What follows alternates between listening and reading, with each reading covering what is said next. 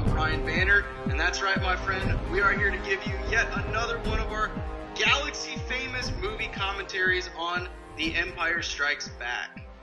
Now, we have our movies paused at the Lucasfilm logo.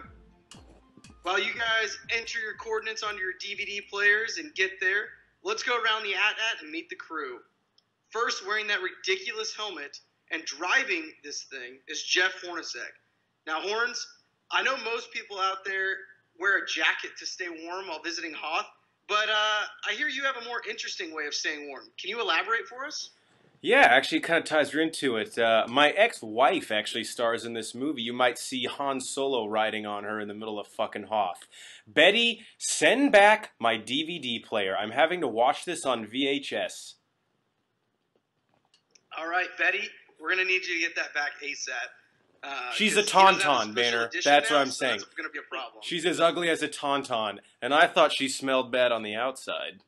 But all right, guys. And now, riding backseat middle is our legal counsel, Ronnie Cycli. Ronnie, how can the Empire continue to afford financially these long space missions chasing the rebellion?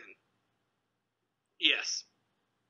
Makes sense. I totally get it now. I think Cycli just understands after the fucking joke that bombed about my ex-wife, no one's listening now anyway, so no reason to waste your breath. The true thing is that's all I've done for all of these Star Wars podcasts, so I'm trying to keep it consistent. And I'm trying to throw him for a loop, and it's not working. Yeah, I don't know why you keep putting so much effort and thought into these questions, but...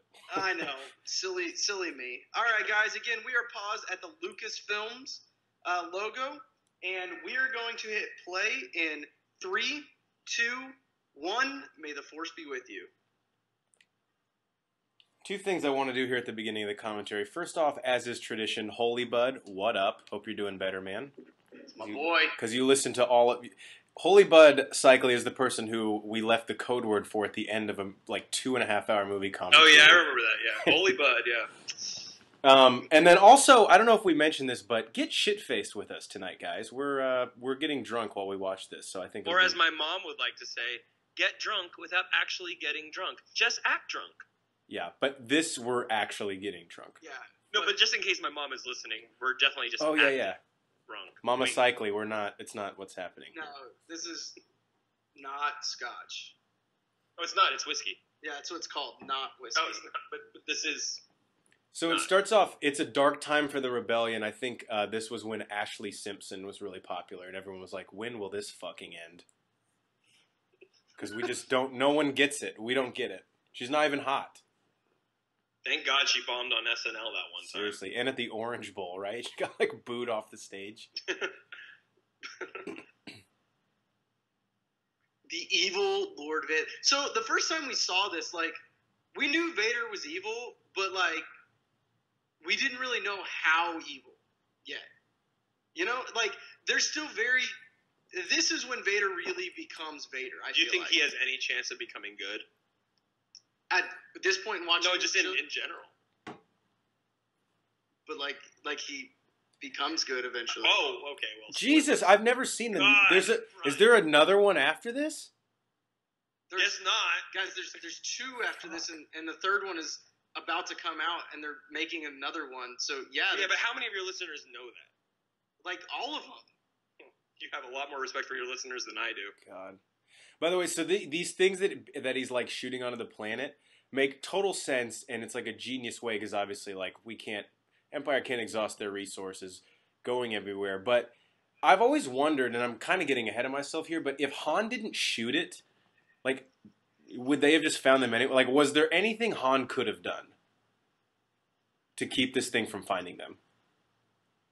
Because he and I both lose sleep at night over it. Yeah, how long would something like that take to explore an entire planet? Yeah, and how well hidden is their base? Is this thing your next door neighbor who's 65 years old, and if you're having a fucking kegger, she comes over and you're like, oh no, it's just, I'll turn the TV down. Or is this thing your sister who's gonna catch you doing everything and snitch on you? I feel like this is that cool aunt that is babysitting you for the weekend, and she catches you with beers, and she's like, look, I'm not going to tell your mom, but you need to give me the beers. And then 2 hours later, you catch her drinking those beers. Okay, but like, would the probe have found the rebels? No, I agree with Banner there. No, that the is probe definitely your cool aunt. Yeah, Yeah. probe. I guess what I'm saying is the probe is just going to take your beer and drink it itself. Okay, but if it passes out drunk, then you're safe because it's not going to tell the Empire. Or it'll be like, no, I didn't find anything because you gave it beer. Yeah, but we all know that Hoth only has 3 points, so it's not going to be that strong a beer. That's true. So Luke here, he's just like normal recon mission with his tauntaun. See, and I feel like after destroying the Death Star, he should have a higher status than the little grunt that goes out when it's fucking cold as balls out. Another thing too, my mom always told me this story. So in real life, obviously, before this movie, Mark Hamill got in a very bad car accident. Yeah. Mm-hmm. So the whole tauntaun attack and then the back to tank was sort of a nice way to have the story reflect that. But I'm always wondering, was this going to happen originally in the first act? From what I remember from that story, that was complete. They were obviously on Hoth, but I don't think that portion of it was that part of that conversation, part of the original script. Yeah. I guess if you think about it, an excuse for him to be ugly. Right. Whoa. Mark Hamill listens to this, man. It's fucked up. Yeah, you're ugly. Shots fired. But you're a great joker, thank you. You probably never mind. That's why he put makeup on.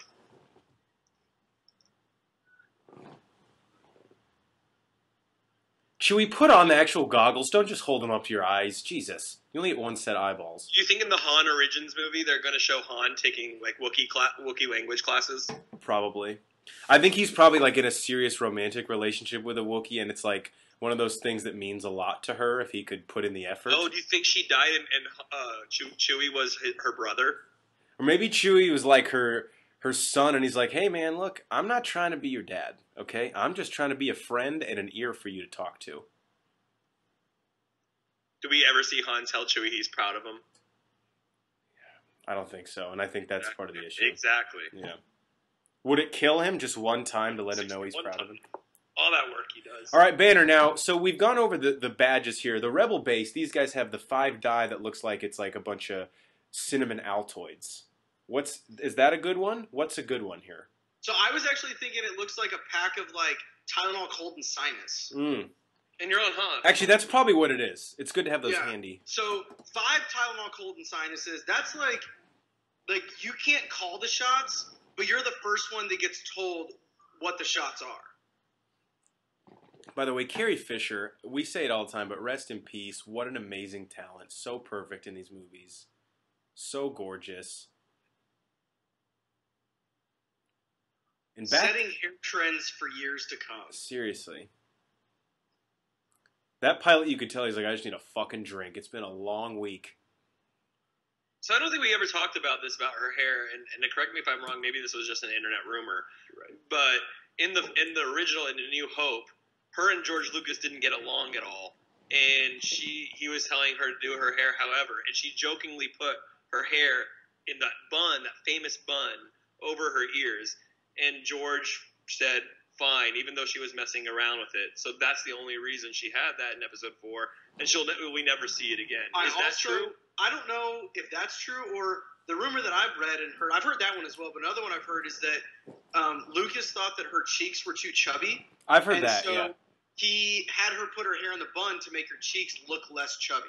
Listen, Carrie, your face just looks like you have 2 gumballs in it. You know, we never saw it again, though? Was she just angry about that reason? I think she started drinking Diet Coke and doing Coke, and that led her to have less chubby cheeks. So it's all Lucas' fault. But not the chubbiness. We meant, like, why with the hair. By the way, look how bad... So Anthony Daniels, the guy who plays C-3PO, those clearly aren't wires. He just has a shirt on that, like, looks like wires. Yeah, but I would have never noticed that, especially back then. Like, I've only noticed it because I've watched this movie in depth several hundred times. Casual viewers, and again, they didn't know what this was going to be. So, budget issues, things like that. They're filming in the middle of fucking Iceland, so that's got to suck.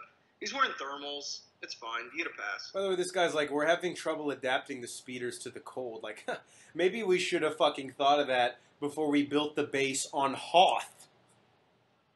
They offered a lot of tax benefits. Yeah, though, in their the defense. tax write-off it's worth the hard. You know how I am about this economy. Cycly, what do I always say? Cheaper is more expensive in the long run.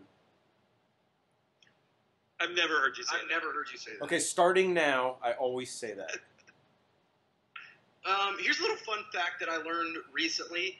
The events in this movie take place 3 years after the events in A New Hope. And is it Return 3 years later, too? I think The Return is another 3 years later, I believe. Oh, nice.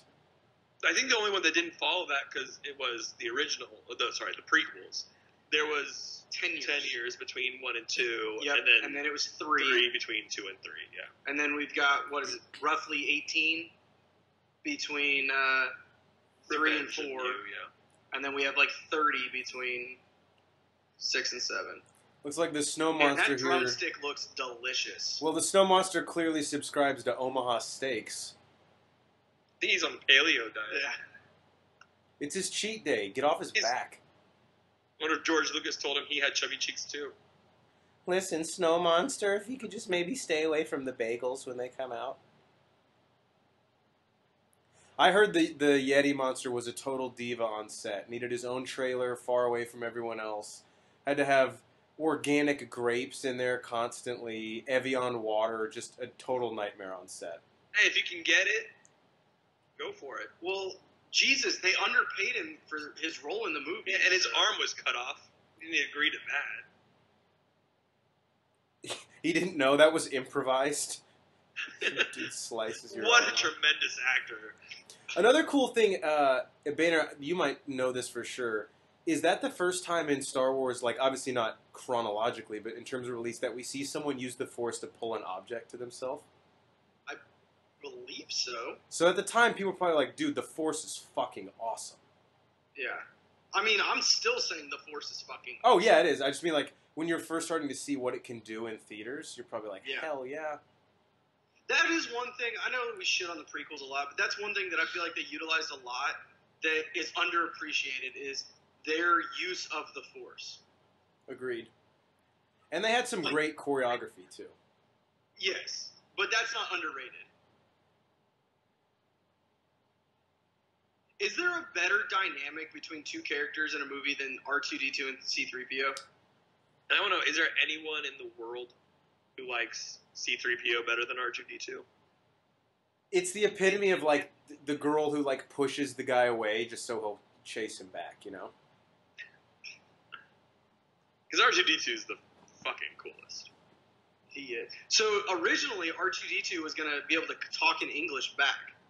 And, like, last minute, George Lucas was like, no, we can't do that. He needs to just speak droid. That would have been a catastrophic mistake. Yes. But it would have been so fun to hear how sarcastic R2-D2 is all the time. Yeah, let's be honest. R2-D2 is, like, we talked about how K2SO was the first, like, asshole. That would have been R2-D2. But R2-D2 was really the first asshole. We just don't really know what he's saying. You can tell he's always insulting C-3PO, though. Yeah, he would have put 3PO in a body bag 10 times over in the first one.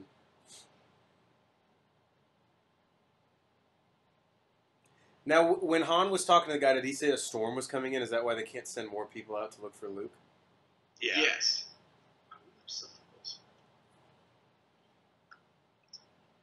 Credit to Carrie Fisher here in a scene. You're acting with a Wookiee, a dude in like a gold suit and a trash can, and she's still selling this emotion to us. Better than Finn Jones when he's acting with actual people. It's always feel how I feel about the Muppet movies. It's like, I just want to be an actor in one of those movies so I can actually have a conversation with the puppet Yeah. and take it seriously. Do you guys have a favorite setting in the movies? Obviously, the first one, a lot of it's on Tatooine. This one has kind of the snow planet. Third one is Endor, and then a little bit in Jabba's palace. Of those four, what's kind of your favorite setting? Endor, 100%. I was going to say, Go ahead. I think Endor also, I like the look of like the Rebel uniforms. I know we've talked about how the Ewoks don't hold up, so I'm excited to do that, but I think I love like the chicken walkers and all the... What I like is the stormtroopers. Like in this one, obviously we get the the cold weather Hoth stormtroopers, but I like the stormtroopers on Endor where they have kind of the sleeker helmets and they ride the speeders. Cycling, how about you? Yeah, I would actually agree with both of you. Well, that's no fun. Yeah, I didn't want to agree, but sometimes you just have to do it. But as much as we can debate the, Ewoks and everything, Endor's pretty awesome.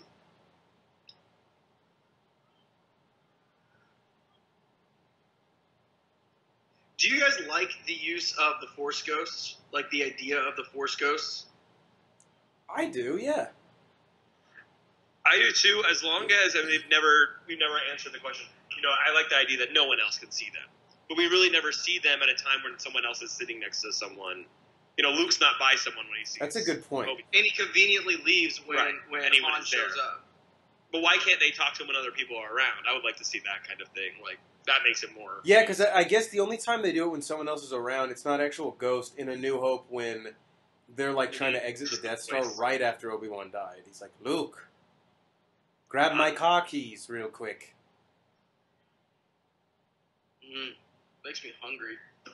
Saute that up with some portobello mushrooms. Oh, yeah. Throw a little bit of cayenne pepper on If you meal. put tauntaun guts in the crock pot before you go to work with a nice little seasoning, when you come back, it's just the best.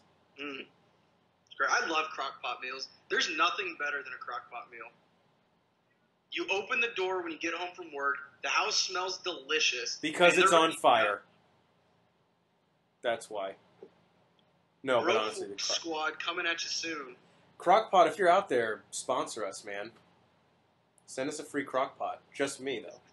Is Crockpot like a brand? I thought it was just like a thing. I think it is. Cycly, do you know? You're a lawyer. Yeah, it's Crockpot. Crockpots. That's what we do. Crockpot. I think it's like I just Kleenex. want, instead of having people sponsor us, just act like they do. Like, Zima, guys. Who wants a Zima right now? Yeah, that check never cleared. We tried to cash it twice. They are coming back, though, so I feel like they do owe us money because I think that's because of us. I am on it. I'm getting my lawyering letter out. I will get you guys that paycheck. When I went to the bank, the teller actually was like, hey, man, I've never had a check for $4 bounced. Do you just want me to give you $4? And I said, no, I don't. She's like, okay, well, then you owe me $29 now. This guy, man, fucking stuck on the morning shift. God, it's the worst. So, really cool callback here, too. He's Rogue 2, calling to, it all makes sense now. Yeah, that is pretty cool. Luke is Red 7, right? Or is that the hot route from Wedding Crashers? Red 7. I think it's both. Yeah. Okay, actually. good. I needed those to be the same thing. The Bacta tank, we saw Vader in one of these in Rogue One. Yep. Although probably not with an adult diaper, but... I was going to say, who's the lucky son of a bitch that got to put that diaper on Luke? I bet 3PO volunteered, and people were like, okay. There's like doctors who can do it. I insist! Alright. Just don't be weird. I can speak over 2,000 languages. Yeah, that doesn't help put a diaper on, dude. Just fucking go do it, okay? Okay, now I want your guys' opinion on this, and if everyone at home, please tweet at us or email us at broforcesquad@gmail.com. Because, so there are two... Hold on, you fucked that up. It's at broforcesquad or broforcesquad@gmail.com. No, I said email us at broforcesquad@gmail.com. Okay, continue. Buy a crockpot today. At Bro4Squad is our Twitter. Yeah, Crockpot also. We're talking to you too. Crockpot, we want to hear your opinion on this, actually. So there's two prevailing theories. I think I know the answer to the first one. I want to hear your guys' take on the second one. The first one, when George Lucas wrote A New Hope, he had no idea that he wanted Vader to be Luke's dad. So I want to get your guys' take on that. The second one, when he wrote Empire, did he know that Leia was going to be Luke's, because I know they hint at like another person in the Force. Did he know it was going to be Leia? And if he did, then how does he explain this scene? Cycly, I would like your take. Oh, I think he knew, and he knew he could get away with it. He knew right then and there that Leia was his sister. But he's going to say, hey, it was natural. Neither of them knew. She was making Han jealous. But in his head, hey, I'm not related to him. Doesn't bother me. I don't know how his sister feels. Okay, and then the first one about not knowing Vader was Luke's dad. Do you believe that in A New Hope? I do believe it, but as a fan, I don't want to believe it. Yeah. You always want to believe the writers have this whole story all the way around. But, you know, if you're realistic, maybe they didn't even think A New Hope was going to do what it did. So That's might my not thought. have been prepared. I've heard stories that like people like on set, like the cast and crew, when they were making A New Hope, were like laughing at the movie. Like that's how little of a chance people thought it had. Well, then he had a bet with Spielberg, didn't he, about what movie was going to do? Yeah, something like that. Was that in Close Encounters? Was that what was going up against each other? And might Is either be, that or Poltergeist, I want to say? but basically they both said, No, or Poltergeist is way later than said whatever movie was around the same time, he said Spielberg's movie was going to blow A New Hope out. No one saw that coming. But Banner, what do you how think? about you, Banner? Yeah, what do you To think? go back to your question, though, I think he knew. I actually truly believe that he knew Vader was going to be Luke's dad. He originally wanted, like, basically his equivalent of what 9 or 12 episodes was going to be. He wanted all that into one movie, and then realized, like, he went to him with like an 8,000 page script. Was like, no, you can't do that. So he picked A New Hope as where to start. So I truly believe that he knew Vader was going to be Luke's dad. Now, Leia being Luke's sister, that one I have a harder time to believe. I don't know if he knew that. I think that was just kind of a convenient thing, going through the process and rewriting and storyboarding things as they went through the trilogy and beyond. But my question to you would be then, in this movie, they say there is another. So he had to have some idea who that would have Right. been. Right. I almost wonder if they didn't know, or like if it was gonna, because like, and this is all revisionist history, but you know, kind of the Han Luke thing in the beginning. Maybe they were setting them up to be like stepbrothers or some maybe brothers. I don't know. It just feels like there's a lot of relationships that they focus on, but they don't tie up any through line, almost to where they can pivot. Could any he way be talking about, and this is just throwing it out there, devil's advocate, could he be talking about Yoda? He knows Yoda's still out there? I think he was talking to Yoda. Well, yeah, he was with Yoda. Isn't it Yoda who says there is another? When he's Yeah, talking. Yoda says that too, okay, Obi-Wan, yeah, I got you. That really funny if Yoda was talking about himself, and Obi-Wan's like, Jesus Christ, we get it, Yoda. No, there's another. Yeah, we got, yeah. Uh-huh. I hope Vader's like. What? It's Come too on. early for us to start talking about Yoda. Where his We're mind gonna hammer him later. So this guy with the charts, man. I hope when Vader sees the plans they have, he goes, yes, they look like two pairs of tits. I'm like, what? I mean, I guess. I always think at that scene, Vader didn't realize that Commander was going to be that close to him when he turned around. He turns around and he's like, He's oh, like, oh, shit. hey. Give me a foot, Like, Mike. I need a That's fucking pretty foot, cool, please. I wonder if there's one dude in the Empire who's just like he's an intern or he really wants a promotion, so he just follows Vader around all day, laughs at his awful jokes. So what if you're just some kid off of like a neutral site, like Tatooine, something like that, and you're like, all right, I want to start my career. So you do an internship with the Rebels. He's like, I don't know what this is like. Then he gets an internship with the Empire. And now you're like, all right, I know both sides, and now they're in it's like a recruiting battle. The Empire pays a lot more, I guess. Well, and the Rebels internship doesn't even count for college credits. When the Rebels like, look, we can't pay you a lot, but you will learn so much on the job. That's like And classic. what you earn is in your heart. He's like, nah, I'm going to go with the Empire. That's actually really good, like internship sell though. Like that's the line. Like, look, we can't pay you at first, Jesus Christ. But hey, life's not all about. There's a good chance this could lead into a promising career. Yeah, and we hire You from might be within. middle management. We hire from within, man. All right, you're already in house. That gives you a leg up on everybody I'd be else. like, well, bullshit. Luke and Han were not part of the rebellion, and now all of a sudden they're leading the whole fucking thing. He's like, okay, well, that was an extenuating circumstance. Yeah, Okay, look, I mean, now you're looking at the outliers. he's like, they're the exceptions to the rule. I don't know, man. It's a bit like it's just fucked up, you know. And also, you won't let me play on the intramural softball team unless I'm a full-time employee. Like, well, that we won't budge on. That's not going anywhere. That rule. But if you played like in college, like okay, you We'll might be able to like DH. We can have that. You can DH the first game, and we'll see how it goes. And if Kevin makes a few errors and left, then you might get to see some time in the field. Yeah, like what we're saying is bring your glove. Bring your glove. Yes. Bring your glove. Don't ever not. You at least need to warm somebody up before. Jesus, be a good teammate for fuck's sake. Like you're our bullpen catcher. You still play a vital role. Clearly, How Vader. badass is Vader right here? Clearly, he just caught these two dudes doing something they weren't supposed to be doing. Oh, close it out. Open the opening. Like, oh, hello, Vader. Close out YouTube. We're watching Bro Force Squad. Close it out. It must be the first round of the NCAA tournament, and they're like, "Oh fuck, Vader." Yeah, rookie mistake not to take that day off of work. I think he's gonna hell of a blowjob right there. What if he wasn't that good with the Force, and when he does it over video chat, he's like, "Fuck, I meant to choke the guy in the back. God damn it." I do like the giant titty gun that they shoot into space. Are these guys did they have to cancel the rugby game? Is that why they have their fucking...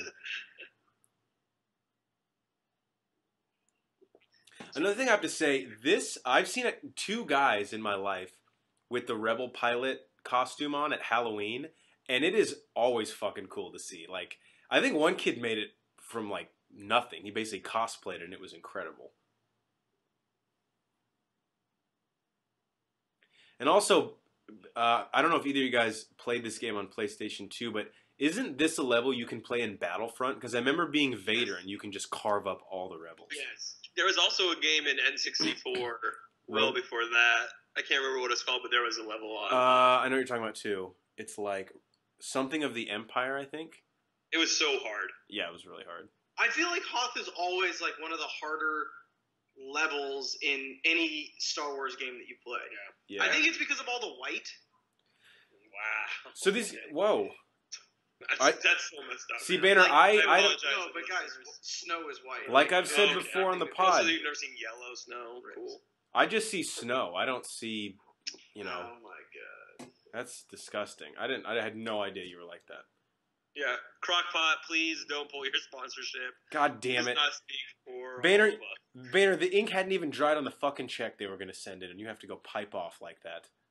No, but guys, frozen water is snow, and that's the. And you know what? If I'm Zima right now, I'm thinking about pulling out too. I couldn't even blame him. No, but guys, that wasn't what that was. Look, there's snow right there. Right, what Banner, color is the snow? Banner, let's focus. The rebel base is being attacked, please. Do you guys like the AT-ATs? I think I like the idea of the AT-ATs. I like the harpoons and tow cables, how they take them down. And I think the A-Wings are one of my favorite. What is this? Is this the A-Wing? No, the A-Wing's the fast one. What is this? The R-Wing? The fuck ship is this? The A-Wing? I thought the A-Wing was the purple one that goes really, really fast. Almost like in Rogue Squadron, it's almost too fast to use. Do you feel with all the technology? My problem with the AT-ATs is with all the technology the Empire has, they could destroy fucking planets. These gigantic elephant things that move a mile an hour. I like to think they're more like camels. Okay, camels. And yet, why didn't they just drop them off closer to the base instead of making them have to walk? No one can shoot them anyway. There were surcharges if they dropped them off closer. No, they're Look, you can just drop me off right here every time you get one of the drivers. No, I'm going to take you. No, just drop me off right here. I don't want to pay for that. As Geiger would say, you're your dad at the sporting event. He's like, yeah, we're going to park furthest away, but we'll be the first ones out. It's a perfect strategy. I never understood that whole thing. It's why are we even going if we're so concerned about leaving already? And it's the 7th inning. Let's go. We'll be the first ones out of here. Why do we even come? It's a tie ball game. It's flawed logic. It's definitely flawed logic. First off, if you're going to any event and your first thought is, all right, how can we get out quicker? Maybe just don't fucking go to the event. By the way, that's Dak Prescott, Cowboys quarterback, working with Luke here. No, but it's not. No. What a role. He's an important leader, obviously. That's how we got inspired, and good for him. So I got to vent real quick about one of these actors. So the actor who plays Wedge in Tilly's, who basically became a cult favorite. I mean, he's ascends in the Empire. I think you could probably say sans Luke, or maybe even including Luke, is the best pilot in the Rebellion. I said Empire, I meant Rebellion. And the actor who plays Get him... your fucking story straight in one sec. This is already falling apart at the seams. But the actor who plays him apparently is some very famous British theater actor. And he was asked to come back for The Force Awakens. And his quote was, I just thought, really offensive. He said something to the effect of, and if anyone knows it out there, tweet it at me because it'll rile me up and I'll do some push-ups. But he said, no, if I came back from that, it would just bore me. And I was like, dude, this is fucking Star Wars. Wow. Yeah, that's stupid. And on the reverse hand, Ian McDiarmid, the guy who plays the Emperor, who is probably an even more famous theater actor in England, that dude is so gung-ho about Star Wars, it jacks me up every time I hear it. I'm talking about ageless. Seriously. I mean, it was so... I did not understand as a kid when I first saw Phantom Menace and Attack of the Clones. It was the same guy. Blew my mind. By the way, look at Wedge doing some fucking work. That's why he gets all the groupies. Look at that. And then the one weakness, right top of their neck. I will say, that is a mega weakness because they instantly fucking explode. Like... Have you ever shot a camel in that spot? Same exact result. Obviously. God, you act like I've never had a birthday party.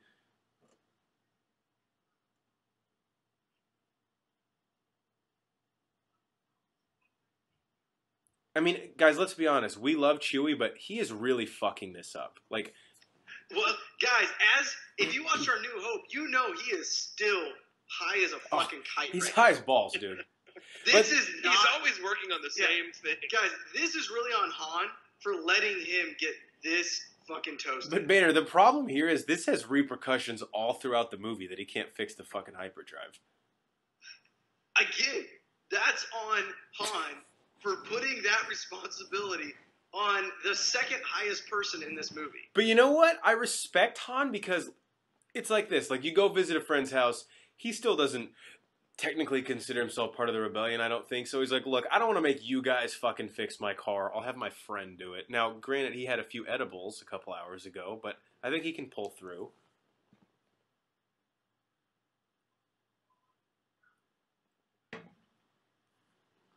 What an honor to get Rogue Leader. It's not something you take lightly. I mean, there's a lot of hazing in the Rogue Squadron. We all know that. He was obviously on those recon missions in the beginning. He doesn't have, like, that much, authority. Look, first one in, last one to leave. Gym rat. Coach's son cycling, Coach's okay? son. Except your coach plays for the bad guys. Didn't say which team the coach was on. He's essentially the Adam Banks of the Mighty Ducks trilogy. Yeah, it's like a reverse Doc Rivers, Austin Rivers situation. Yeah. This is what I love. This is I just... dropped my cell phone. I gotta find it. This is ingenuity right here, man. I just don't think it would be that hard to avoid those with how slow that goes. Makes me think of the Austin Powers. No, it's like, dude, And he like minutes. takes a breath again and starts yelling no a second time. The best part about that is when he tries to make the Yui in the in the car in like the tunnel, and then it cuts it's away completely sideways. Yeah, a 17,000 point turn. Yeah. This old guy here, I don't think he actually knows what's going on. I think he has fucking headphones on. He's just clueless. Yeah, he's on his plane. He's on the Beats by Dre. Yeah, he's still on the computer playing World of Warcraft. No, he's like, guys, I've really been getting into podcasts lately. You should listen to this one called the Bro Force Squad. Yeah, and then after that, Serial. You're a few years late. Well, that guy's old, man. He gets all his trends a little bit after us. I love this when he uses the lightsaber. This is so sick. This is kind of like drunken monkey fighting style, though. He doesn't know what the fuck he's doing. Yeah, this is definitely guerrilla style, like Vietnam War.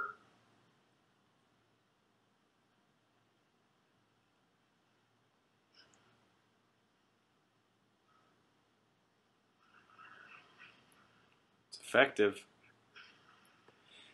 I know, I really want to give credit to the effects team for when was this movie? Was this in '79 or was this actually in the '80s? Now This is an 80. Yeah. this shit looks still decent. I mean, it's not like incredible now, but like at the time, this must have been mind blowing. Yeah, some of this is remastered. That's true, yeah. But even then, it was done in the '90s. Yeah, exactly. I was still about to say that was still 20 years ago when it was remastered. So it holds up. Cycly, to your point, these guys like running away from the AT-AT, running in the only direction that it could possibly shoot lasers at. It can't turn its head. It can't like turn around. It can't pivot. Like just right. They're not that impressive of machines. Guys, we never said some of the rebellion people are smart. You're just giving the AT-AT what it wants. They're dealing with the Empire rejects. Let's be honest. Yeah, you know it's a really boring job? Driving the AT-AT, because you just fucking sit there. You don't even. I bet the guy who drives doesn't even get to shoot.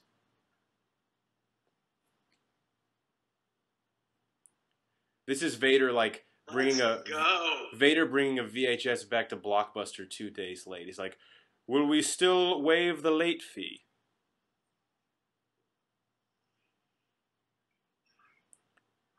Vader's score is, I'll just say it, I think it might be the best piece of music in cinema history. It's right up there. It's the most iconic, at least, I think. Duel of the Fates, though.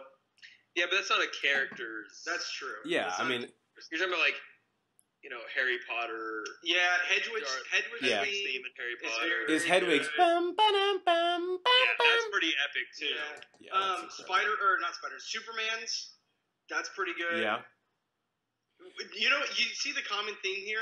They're all John Williams. Yeah. I was just about to say that. Indiana Jones actually might be more iconic.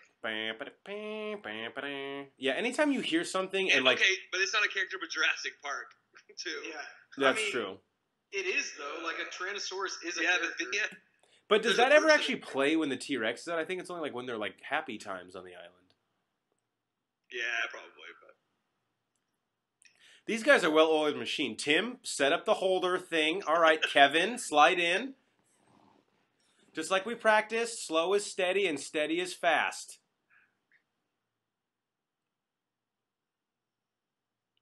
Dude, Lucas had a really rough first act. Let's just say it.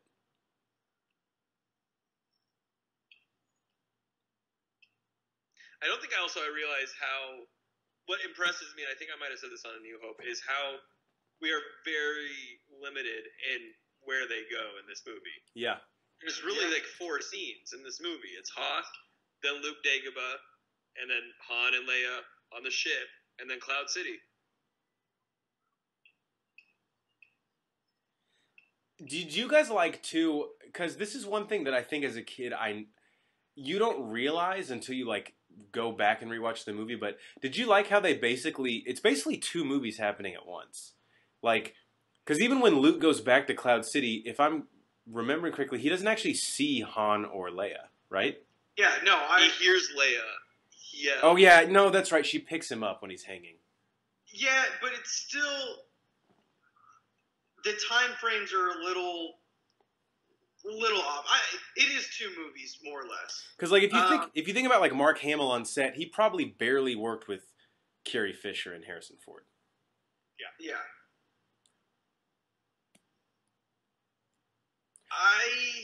I like it.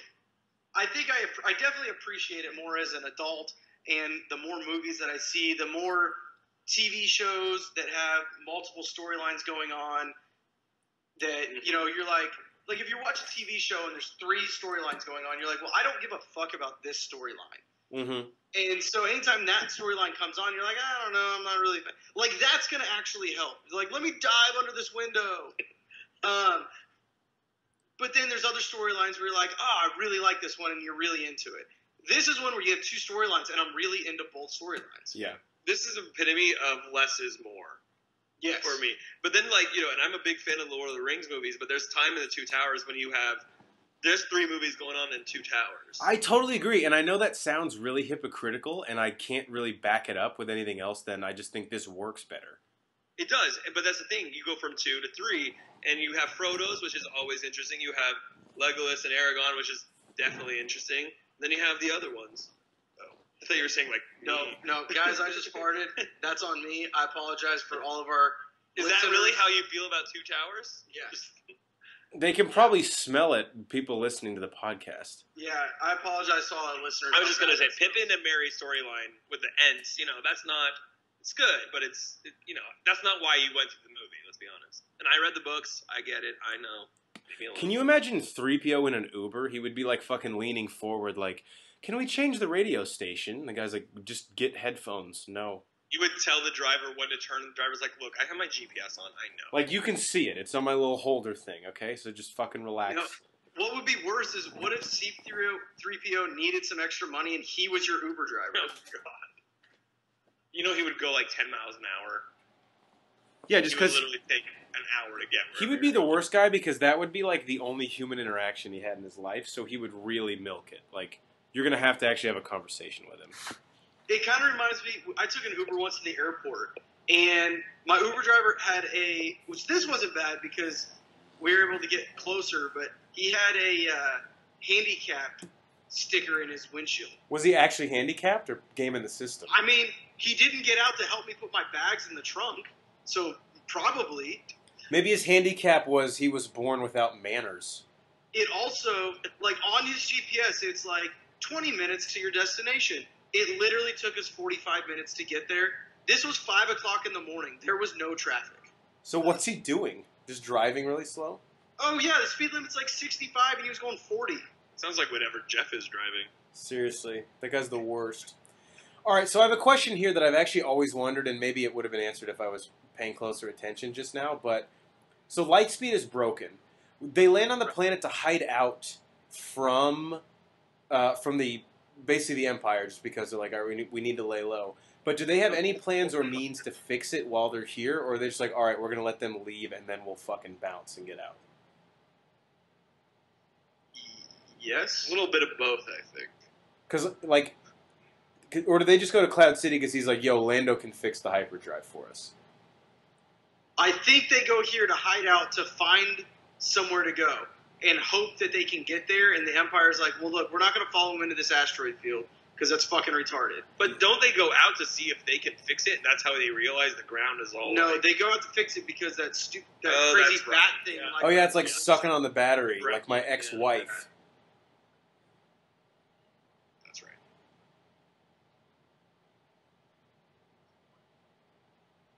There's a lot of mushrooms growing too. I'm actually high just smelling the fumes from the weed. See, that's not clouds. That's actually just the That's not clouds, guys. That's smoke. that's the smoke from Yoda and his bong as he lands on Dagobah. Guys, he stopped smoking weed a long time ago. He is on crack or meth or both. Yeah, there's no way weed is still doing what he needs it to do for him. And there's the bong water. Basically looks like. Not that I would know what that looks like. That pterodactyl is his weed dealer. Gotta be mobile. Stay away from that 5-0.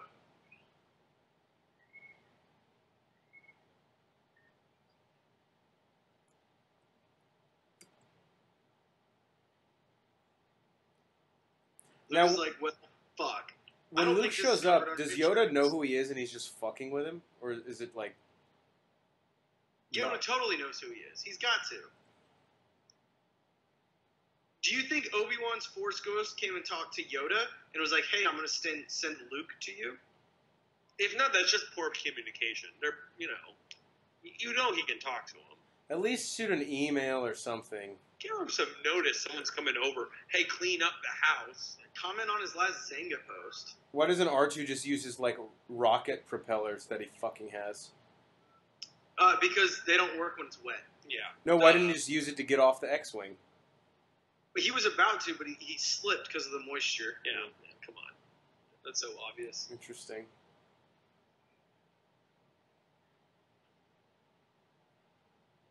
Do you think that was originally supposed to be funny? Because I feel like it was supposed to be funny, but it wasn't.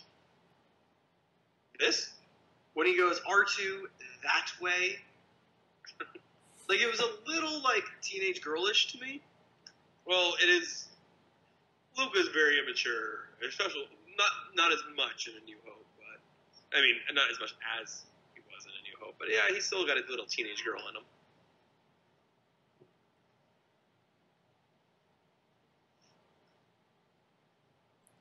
So did Obi-Wan just say go to the Dagobah system, or did he actually give him the name Yoda? Like, does he have any idea what he's looking for here? No, he said Yoda. He said Yoda. Learn from the Jedi Master.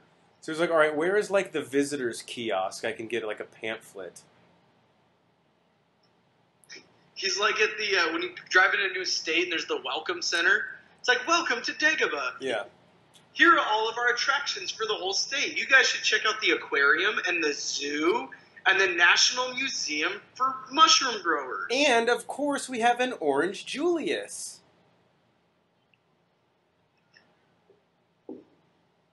That's probably all pterodactyl shit on R2.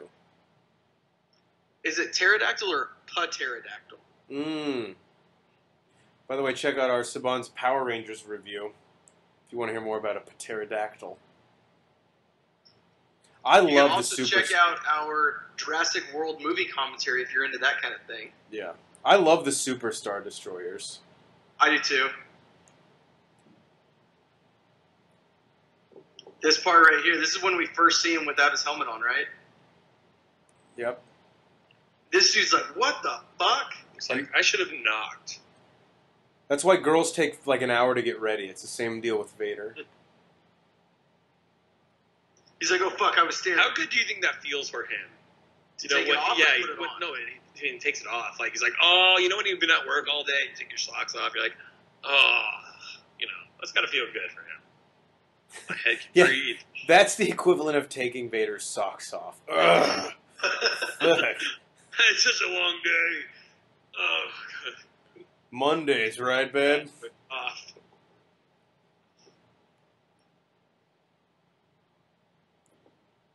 .3PO is doing the equivalent of when you ask someone, do you need any help? And the last fucking thing on earth you want them to do is say yes.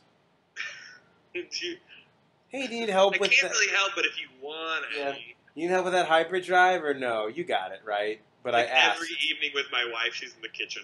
Hey, do you need any help in there? God, say no, say no, say no. No, I'm fine. Yes! I want to help. Okay, all right. You said no. Good, because my feet's up and my hand is in my pants. You just go, okay, let me shit real quick and then I'll help you. And then you just hang out on the shitter on Facebook. You just got to do like this. You go and help and just do an awful, piss poor job, and they'll never want your help again. Classic That 70s Show lesson. Yep. Ask you to go shopping, you pick out the couch that has dragons on it. If they buy it, awesome. We have a couch that has dragons on it. Situation. If they say no, boom, they're never going to ask you to go shopping again. It's like guerrilla psychological warfare. You want to get out in the trenches so that you can really exert your dominance. Luke out here with just the bare essentials. Is that a fishing pole? Yeah. Look, maybe. I don't think I ever noticed that he had like a little. I'm gonna fish. I don't even know if fish exist on this planet, but I'm gonna fish. We know there's something in there because it threw up R2. That fucking snake scares the shit out of me. I don't do snakes. Hell no. What are the rare times that he has to charge R2-D2? Yeah, I didn't think about that. Extensive battery pack. Yeah. Got his Lunchable here. 40% more space. What is he eating? Is that like a Rice Krispie treat? It looks like a cold frozen taquito. Whoa. Looks like he needs a crock pot. Am I right, guys? Hell yeah. And not crack open an ice cold Zima while you're at it.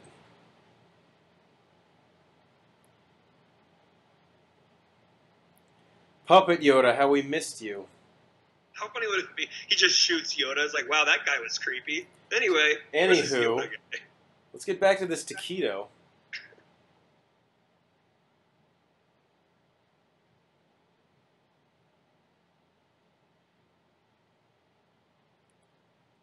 Do you think Yoda ever has days on Dagobah where he's like, this is actually a really pussy move that I came here?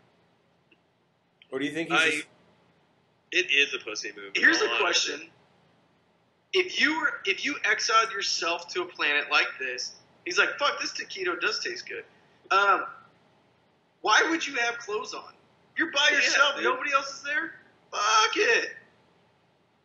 And I think, back to that point, Jeff, we talked about this when we did Revenge, but I do fully believe, I think that was a pussy move by Yoda. Absolutely. Why did they, like, at that moment in their lifetime, in their history, they thought that was it. So why not just finish it? You die, you at least fought for it. On the off chance that Vader has a son that you will train in 20 years, I mean, come on. I think what they were banking on was Vader is the one that brings balance to the Force, supposedly, right? So they're saying, hey, we need to wait for that time to help guide him. But see, they don't even talk about that when he talks about going into exile. It's just like a hang his head moment. Right, and Yoda never said that he believed in that prophecy, even from the Phantom Menace. He said the prophecy could be wrong. That's true. That's true. But maybe at that point, I mean, that's their final hour. I like, think you have to grab onto hope at some point. I really do think, though, and unless maybe this just like isn't... he had a plan B. Look at it. Maybe this just isn't the Jedi way to, like, fuck somebody up like this, but was there a reason that they couldn't, like, when him and Obi-Wan sat down, they couldn't be like, hey, to maximize our chances of winning here, let's both of us go and kill Anakin. Then after that, let's both of us go and fight the Emperor. Was there something, like, super time-sensitive? Everyone had already died. Yeah, I don't know, yeah. I mean, they at least could have beat Anakin together. You know what? I'll text George and I'll ask him. Yeah, he's better with email for some reason.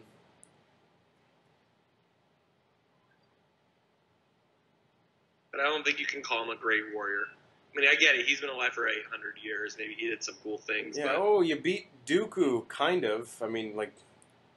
Dooku was good. I'm always going to stick to that. He was. Dooku had, like, the most logic of anyone. And I love that we have these consistent themes going on between our conversations of these Dooku movies. just wanted to fucking talk. That's all he wanted. Guys, I'm trying to make a deal. I wish there was a scene where he walks into Obi-Wan, he's like, I will free you if you help me. He's like, you're evil, Dooku. And he's like, oh my god, Obi-Wan, seriously.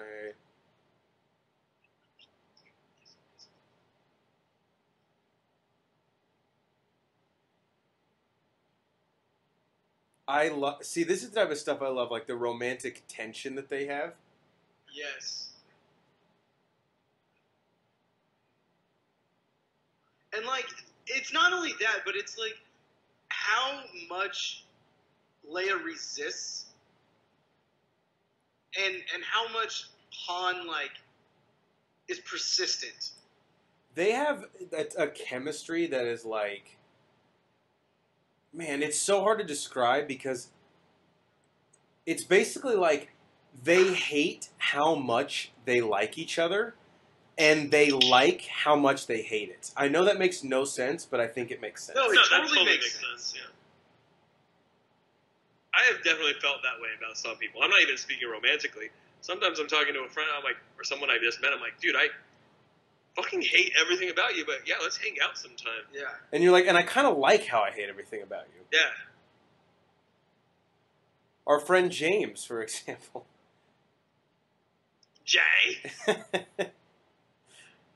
I feel that way about myself every time I eat McDonald's when I'm drunk at 2 a.m. Like, man, I hate myself, but not really, because this is fucking delicious.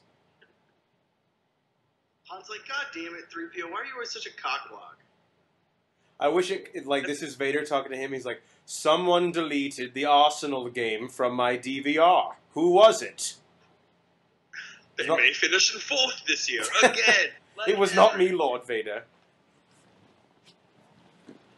I don't think, back to your point, I don't think 3PO is clock blocking. I think he was saving, he at that point still thought Luke had a chance with Leia. So he was making sure his boy Luke got his. No, but that's the thing, dude. Cycly, if he picks sides, if he's pushing Luke over Han, then I think he kind of is cock blocking Han there. Well, I mean, yeah, but in his way, he's doing it for his boy. He has no allegiance to Han. I agree. That's fine, but I He don't doesn't want. need to guide Han's cock. But I don't want 3PO to sit here and act like he's just, he's Switzerland in it. Now, this is the first time we see the Emperor, right? I think so. Yeah, I believe so. Yeah, because it's later in this one that he actually visits the Death Star, right? Yeah. No, it's in the next one. The Death Star isn't even in this one. Nope. Oh, they're just rebuilding it. That's right. Yeah. Yeah, that's the one where he. Yeah, okay, you're right. Where he shows up and all the stormtroopers are like lined up. It's like an assembly. So now we know that the offspring is of Anakin, but we don't know Vader is Anakin. Yeah. Yes. We knew that, didn't we? I love how the Emperor, and obviously it kind of like plays into the twist and like the way that they We didn't know that. set it up. But even the Emperor is like, yeah, that's Skywalker's kid. Do you ever think Vader's like, that's fucking? You mean like my kid? Or like, Yeah. Can we not it's just the two of us here. Like we don't have to act like we don't know what's happening. God, you are like really into this Sith role playing. Jesus. Okay. Guys, all right. Guys, these calls are recorded for quality assurance. Mm. These are reviewed somewhere. Lord Vader, the Emperor is on the line if you're ready to be on the call. So why doesn't Yoda remember 3PO? Did they really? He's just being a dickhead. No, hang we're on. gonna Did find out what's going on in the mind of Yoda. Okay, I think. let's be fair though.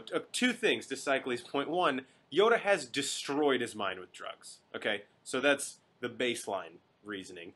Number two, did him and 3PO hang out that much? Because let's be honest, 3PO was like a pawn, and Yoda was like a bishop or like a king back then. The dude was crushing ass. He was chilling up in Coruscant in the Jedi Temple, and 3PO is like you were saying, he's like answering phones, basically. Kind of. I mean, he was Anakin's right-hand man. Maybe that's why. And how 'Cause many Anakin loved how many 3PO. droids did Yoda fucking chill with back then? Like, he can't remember all of them. It's true. He's been alive for 800 years, though. He's been alive since before droids were droids. Yeah, so, he has some decent memory. Like, this is 18 years ago, not 800 years ago in his lifetime.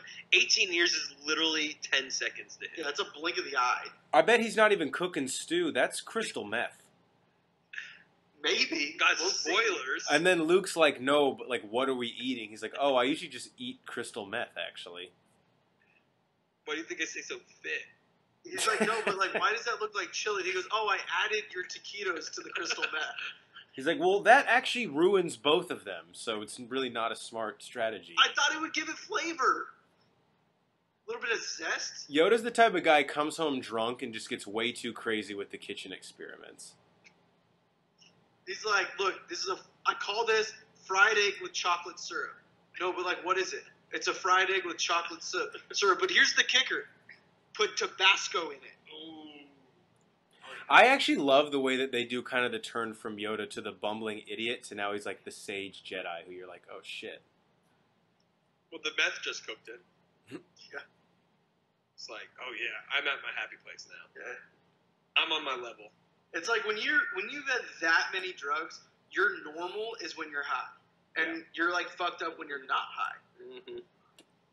You know the funny thing about this whole plan though, and it makes sense in a lot of ways, but so Yoda walked away, and maybe it's just because like who's in their prime when, but he walked away from a fight with the Emperor that he was. We've talked about it in Revenge. I don't think he was getting beat that bad. He just fell. No, it was pretty damn even. And then Yeah, he definitely had a shot. I mean, I think he was losing, but it was only like a 3-point game. and Obi-Wan In the third quarter. And Obi-Wan That was not the fourth quarter yet. Yeah, it was not the fourth quarter. And Obi-Wan definitively won his battle with Anakin, I think. I don't think anyone could argue counter to that. So they retreat into hiding. Barely. Well, one dude burnt to death, basically, and has like half his body as a robot now. Who had the high ground? Yeah, that's what I thought. But now their plan is like, okay, let's take this kid who's like a remedial Jedi and send him up against Vader and the Emperor. But I guess their thinking is just, this kid is coming into his prime, and those two are like way out of theirs. You have to remember too, though, when he meets Vader in this movie, Yoda doesn't want him to go. Yoda's like, "You're not ready. You're gonna die." Yeah, I think if Obi-Wan should have thought about that before he sent him there, though, like, what do you think's gonna fucking happen? But in all honesty, what would have happened if Luke didn't go? Nothing would have really changed that much. He would have just had to save Han later. Yeah, I guess that's true. Because Leia was going to be stuck with Lando, and Han would have always. Well, I mean. Well, actually, Cycly, here's a good. Leia just saw a vagina for the first time. Well, actually, I'm going to counter my point with another point. Vader. That's good. That was fucking good. That was good. Pretty Although it doesn't make sense because she herself has a vagina, but the rest of it makes. Doesn't mean she looks. Doesn't mean she looks at it. You don't think she experiments? I might actually be mistaken because. Well, okay. The question actually is, what would Vader have done if Luke didn't go? Because the whole point was to trap Luke. That's what I was asking. Him showing up to Cloud City seemed solely to set the trap for Luke. It was, right? and I revoked my last point. So, what would have happened? Well, if Luke stays at the behest of Yoda. It's tough though. It's tough because using the Force, like, you can't really answer it that way because he knows he's not going to stay. You know, it's kind of like the chicken or the egg. Like, did Vader show up to Cloud City to trap Luke, or did he know that Luke would leave, like, inevitably to find his friend? So he showed up to Cloud City. So are they going to eat this vagina bat? The vagina part, at least, yeah. I mean, who doesn't want to eat a vagina bat? No, but, like, seriously, they haven't eaten in, like, 3 days. They probably have some taquitos. You know, when are we going to see the Narlox again? I mean, this is a great scene. Fuck you, 3PO.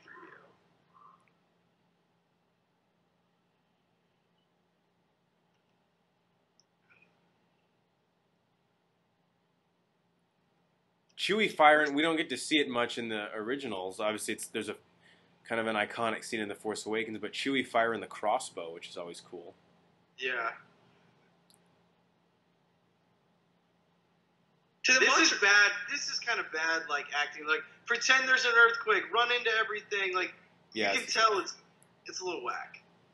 Who do you think gets the aux cord in the Millennium Falcon? Like, it's definitely Leia. See, Chewie would have this really nice, like, 17-minute guitar solo by Jimi Hendrix that he likes to listen to when he's fucking baked and Leia has, like, the Spice Girls on. Leia seems like a big Spice Girls Alanis Morissette, probably. Is there something wrong with that? I bet 3PO's into, like, hardcore, like, death metal, and it really surprises everyone. You're like, wait, I did not anticipate this. Like, what? Chewie definitely has a good... Like, if you're going on a road trip, you definitely want Chewie to have the aux cord. He's got a nice 4-hour playlist that's just... It's chill, but you're not going to fall asleep while driving. It doesn't... R2 is hardcore 90s rap. Right. It doesn't feel... 100%. It doesn't feel like it's 4 hours long, and that's a compliment. Yes. All right, I got to pee. You guys keep the podcast intact while I... Good luck, man. Yeah, let us know how everything comes out. So here we got Luke wearing the Yoda backpack. That's what made it cool. You should take the one hand off his other strap. Oh, yeah, so he's got a one strap. Yeah, one strap. One strap it. This is like, to me, like, does this really make you a Jedi? Is just a guy who's in good shape?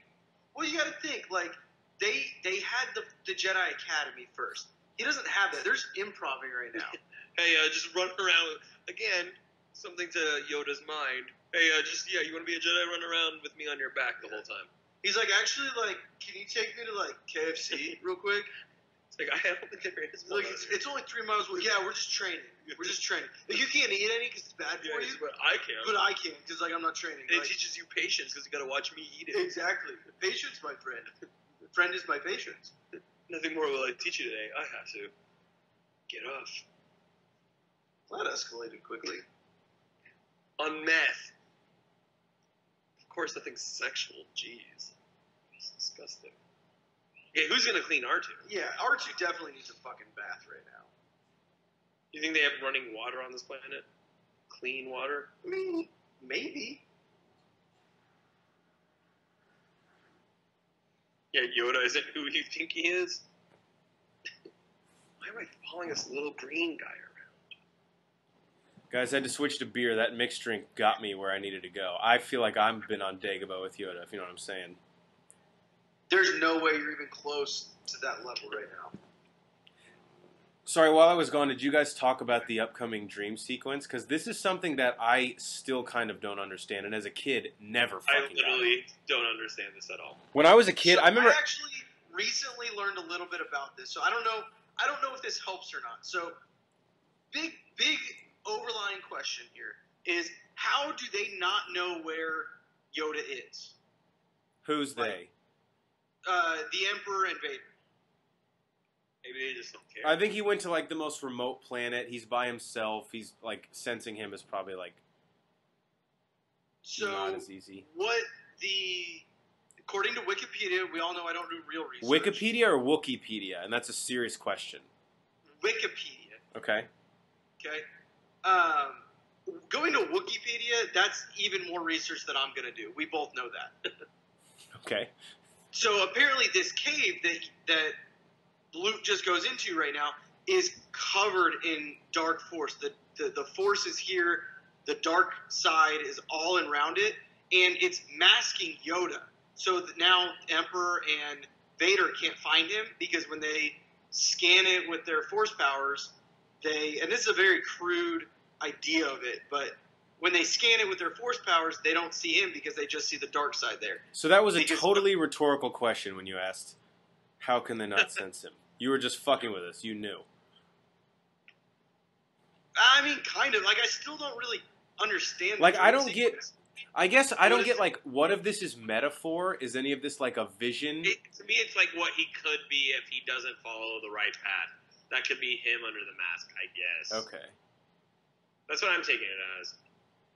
That makes the most sense. Is this do you guys think, knowing the outcome now, could this be foreshadowing the fact that Luke is his son?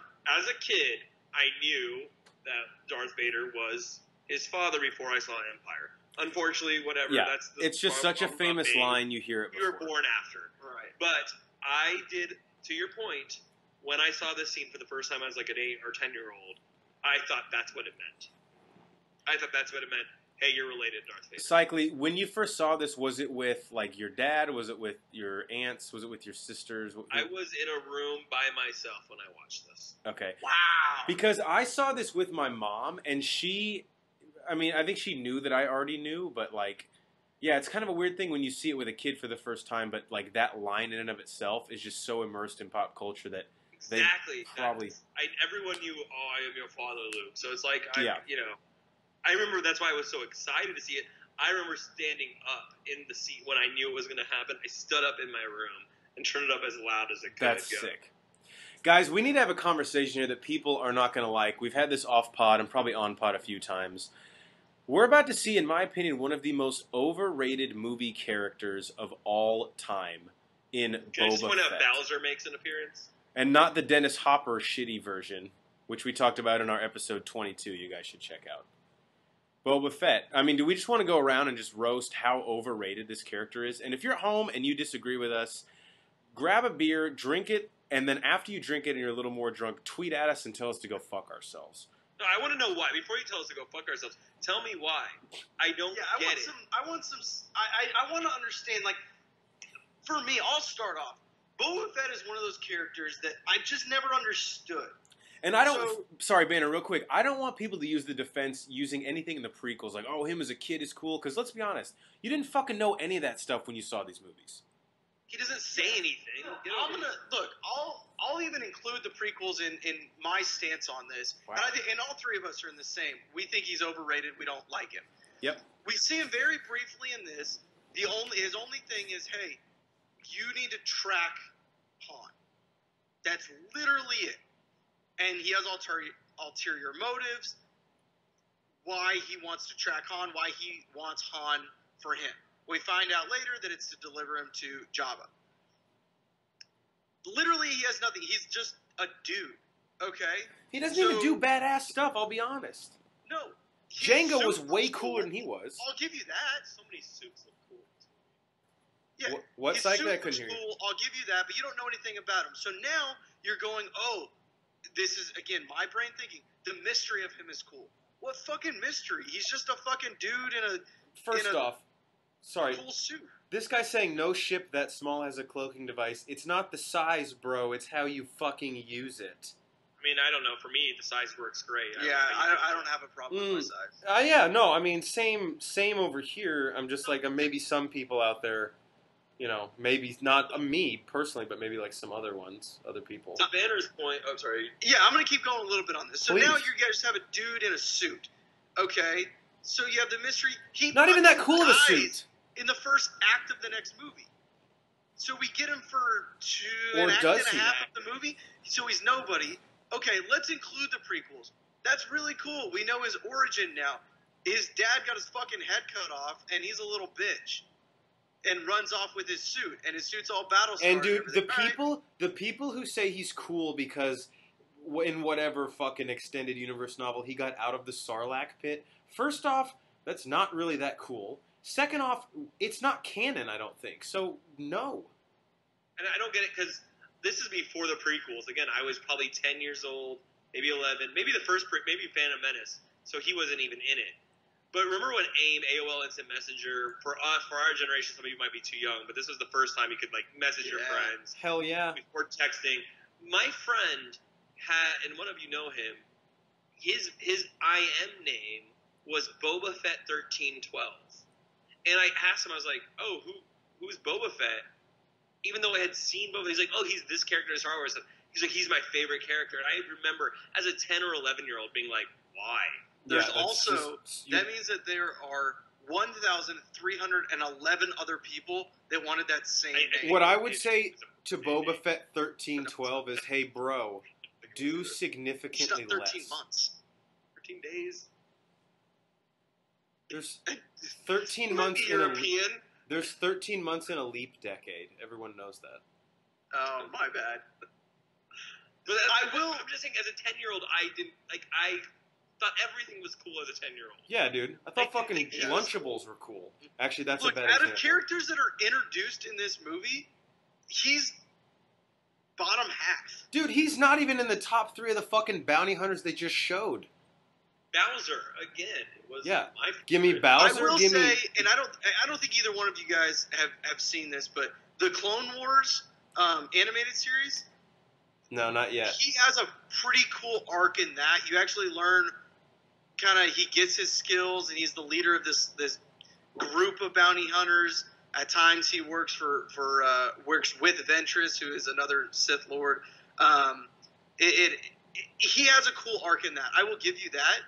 But again, that does not play into why there's all this hype, because all of that comes after all of these other things. Dude. People that make this argument, like all the cool shit that they reference, they've never either seen on screen or it happened way after these movies. Exactly. I think for me, it's one of those like almost hipster, like, oh, he's such a minor character, so I like him. It's cool. No one else will like him as a character. That's 100%. And everyone started liking him. That's 100% the truth.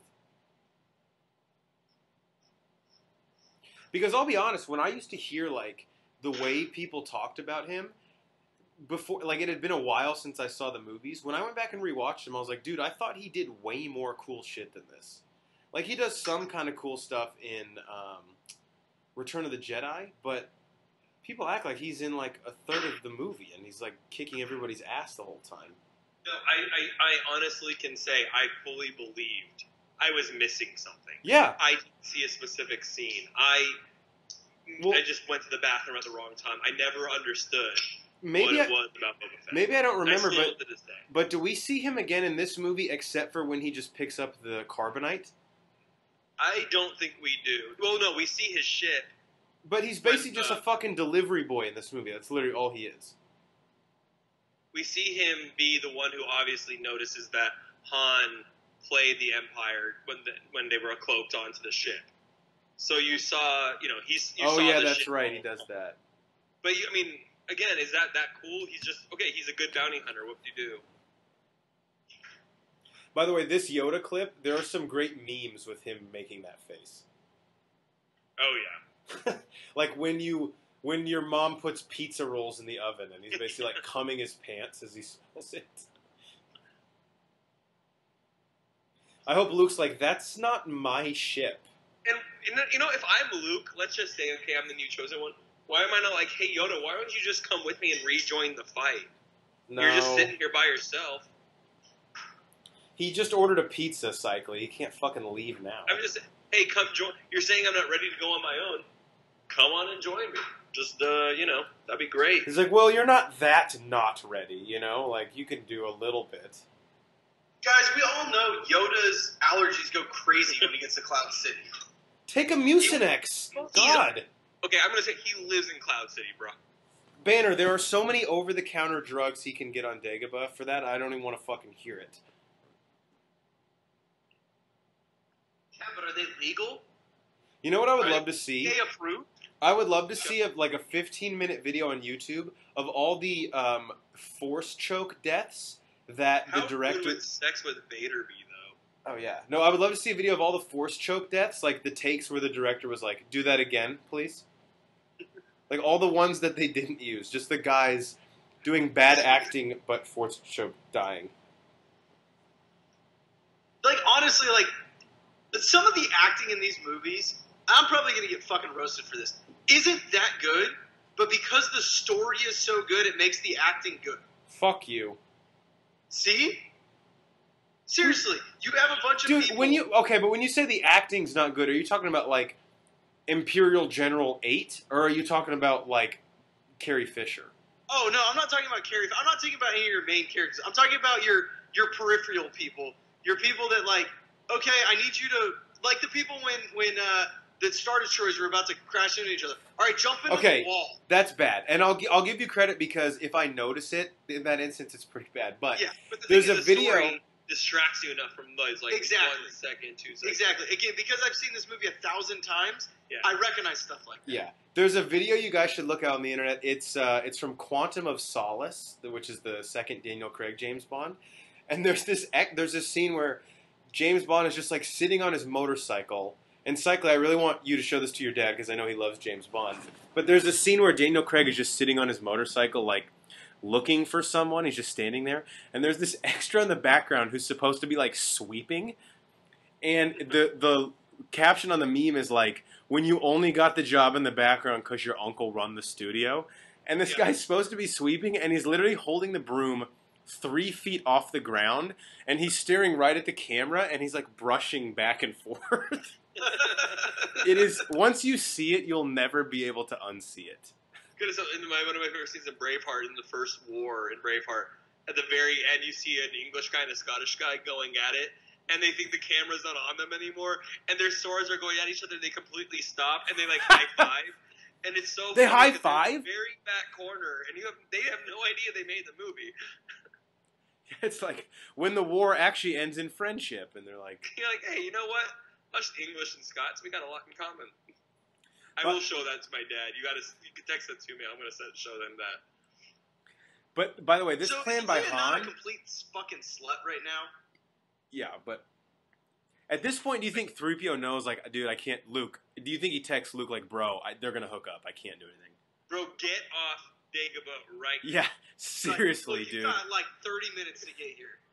Short of cutting Han's... in that look, situation. we're headed to Cloud City, you know that bar is lit. Shit's going down. She's talking to Brad. Yeah. He's like, short of cutting Han's dick off, I can't stop this. Look, he's already promised her a vodka cran, so you know, like, this is a dire And situation. you know Lando's going to pick up... Drink a vodka cranberry. You know Lando's picking up the second round, so she's already going to be fucking tipsy. Oh, Lando's a smooth talker. I always thought this was pretty badass. The handstand wall force lifting. That's like a vet Jedi move. This is not like rookie shit anymore. Here's a question, in all seriousness. Do you think Mark Hamill actually did the one-armed handstand? Yeah, he was a gymnast, actually. Really? I mean, I don't know if he did that, but I could definitely see him. I mean, it's totally believable. Like, I'm asking you as a serious question. Like, if it's not, they did a great job, especially in 1980, of, like, I buy it. Do you guys remember in Cool Runnings when they're all doing pull-ups? And Sanka is doing the pull-ups. They're like, oh, wow, that's awesome. 5 minutes ago, you can do pull-ups. But it really, John Candy is just lifting them up the whole time. That's probably what happened there. By the way, Cycly, I'm glad you said that. Cool Runnings is on Netflix this month and next month. We're going to have to do that one soon. Yeah. fantastic movie. Cycly actually sent me a snap literally 3 days ago and said, Me so too. we're doing this, right? Yeah. I was like, how have you guys not done this? Geiger rewatched it earlier this week and called me. I was like, dude, we need to do this one too. No, it 100% holds up. My wife was like, this is the 10th time you've told me that this holds up. Stop telling me this. I think the problem with the commentary is, and because we do the '90s ones, well, no, we do them all the same. Whether the movie's good or bad, we act fucking stupid, but we don't make fun of it. But that one almost might be too good to go with the normal '90s shtick of, wow, I can't believe we used to like this. Oh no, yeah, like for me, it's the first emotional movie I ever saw. I almost cried at the end. But back to and I didn't even realize why I was crying at the end until I got a little older. Yeah. Like, you knew it was emotional, but it's not. Now, this movie, I didn't understand. Like, there's a lot of emotion in it. I didn't understand it as a kid. The older you get, the more you're like, God damn, that's a good fucking story. And I made this point to you earlier before we started the podcast, and I don't know, a lot of you might feel the same way. When I was younger, and not that much younger, but I always liked Return more than Empire. And the older I got, the more I appreciated Empire, and the more I started kind of not enjoying Return as much. Not saying I don't enjoy Return, but it definitely fell on my top 6, 7, now coming up to 8 list. Yeah, 100%. I'm with you on that one. Growing up, it was always my uncle that did all the comic book stuff and the Star Wars stuff with me. And Uncle Banner, we've had him on the pod. I'm sorry? Uncle Banner, we've had him on the pod. Yeah, we've had him on the pod. He contributes a lot behind the scenes, giving us ideas and things like that. Always a shout out to Uncle Banner. But again, he's the one who introduced me to the whole trilogies, all that stuff. And growing up, after we saw the trilogy, he says, "What's your favorite one?" It was always Return. And I think part of it was that out of the original trilogy is the best lightsaber battle. Mm-hmm. And that's why I liked it as a kid. And he always, no, Empire's the best. And I never understood it. And then when I was maybe 16, 17, 18 years old, go back and rewatch them, one day it just clicked, and I'm like, holy shit, I get it now. I totally understand why this is the best, with the plot twist, with just everything. It's brilliant. The end of Jedi, like, first off, the stakes of the battle are so awesome.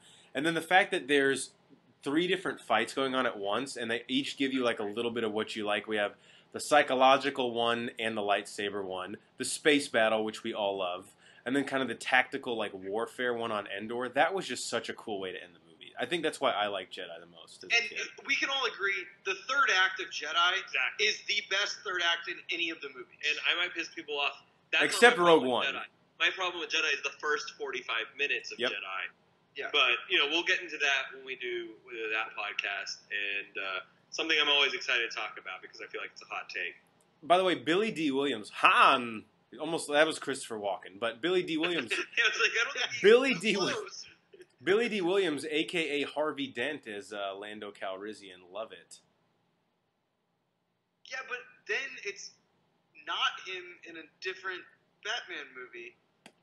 If you're going to complain about that, let's talk about Spider-Man. You got like 18 different Spider-Men right now. It's fine. Yeah, but the Batman movies, they tried to connect, and they made Harvey Dent African-American, and then all of a sudden Caucasian. Yeah, I mean, that's pretty normal to me. I don't see color. He was Two-Face. Yeah, he's Two-Face. All right, Banner. And Banner is signing off. He's got another, man. Banner is signing off, for not just for tonight, forever. That's. So, they always talk about how much of a scoundrel Han is. Lando's a pretty big fucking scoundrel right here, too. To me, you could make the argument that at least in these movies, Lando is like way more of a fucking scoundrel than Han is. Like, Han at least knows who he is. I feel like Lando is just whoever he needs to be. Like, yeah, but at the end, he doesn't need to do what he does for Leia. Agreed. Like, did Han... And Chewie and all that. Like, he does go further than... Lando fucks his friend over. He tries to fuck his chick. You say what you want. He basically steals the Millennium Falcon flying away after this. All right, but it was his to begin with, man. Yeah, but then he lost it, man. I mean, don't put the chips in the middle of the table if you can't lose. We weren't there. We don't know what happened. We might be in a year and a half, though. Yeah, I would actually be shocked if we didn't find out in a year and a half. I still think the movie's going to be 2 hours of Han learning the language of the Wookiees, but, that's just me. Not going to be mad about it. Yeah, if you let me get drunk before, I would definitely watch that. Now, do you think Chewie, like, I wonder if the restrooms on Cloud City are, like, humans only, and he's like... No, it's probably because he's so tall. It's like pissing at an elementary school. You have to like basically get on your knees to take a piss. God, that's the worst. I would hope the Empire's more progressive in their bathroom laws than we are. Do you think Luke had Yoda do his laundry while he was there? It looks like it. Wait, I didn't see R2 there. Is he clean? Okay, no, hold on. This right here just answered my question. But Yoda's a Jedi Master too. I'm talking about your normal, Yeah, that doesn't help us. Because he's not talking to Yoda.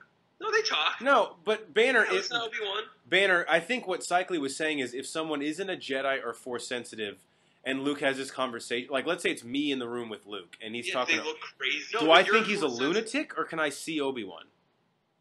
Yeah, I think you look crazy. You're talking to your Force buddy who's dead. I gotta hope that's what it is. I don't want other people seeing it. That's not fair. Yeah, or does it work this way where, like, okay, if you use the Force when you're alive, then you can come back as a ghost that, like, everybody can see. Like, he can show up... what? I'm going to actually think about something else. Luke had no training in the Force when Obi-Wan started talking to him in A New Hope. Well, I think that says more about Obi-Wan's training. No. But here's... And the new movies have helped this, but I'm saying I think if you're Force sensitive, it works too, because it happens to Rey in The Force Awakens before she knows. So maybe, but how about this? Maybe it's not up to the person who is alive. It's up to the dead person. Yes, wow. Because think about this. So at the end of Revenge, Obi-Wan goes to Tatooine, and we know he's doing more training. Right? At the end of Revenge...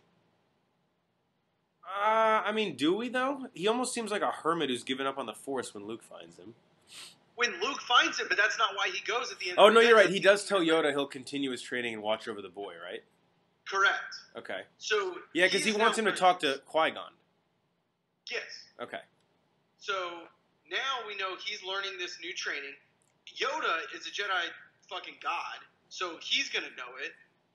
We know that Anakin is the most powerful Force-sensitive person. He's the most powerful Force being that we know of to date. So it makes sense that all three of them are going to be... Anakin's the goat. Yeah. Yes. I want to see the... man, this should have been an anthology. I'm going to go ahead and say it. Ghostbusters meets Star Wars. Oh, hey, look! God. Oh, you know what? No, I'm going to say that. I just changed my own. No, you shouldn't have said it during the fucking movie. You have a good idea. It rolls off the tongue. That's called blowing your load too early, man. I did. Oh, all the ladies I've ever been with know that one all too well. Hi. Yeah, so can you call the Ghostbusters and say, look, this Obi-Wan guy keeps talking to me. Get him out of here.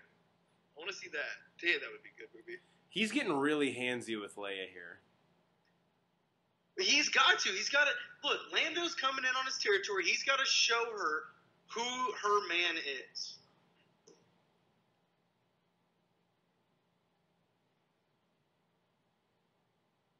I'm really mad at myself right now.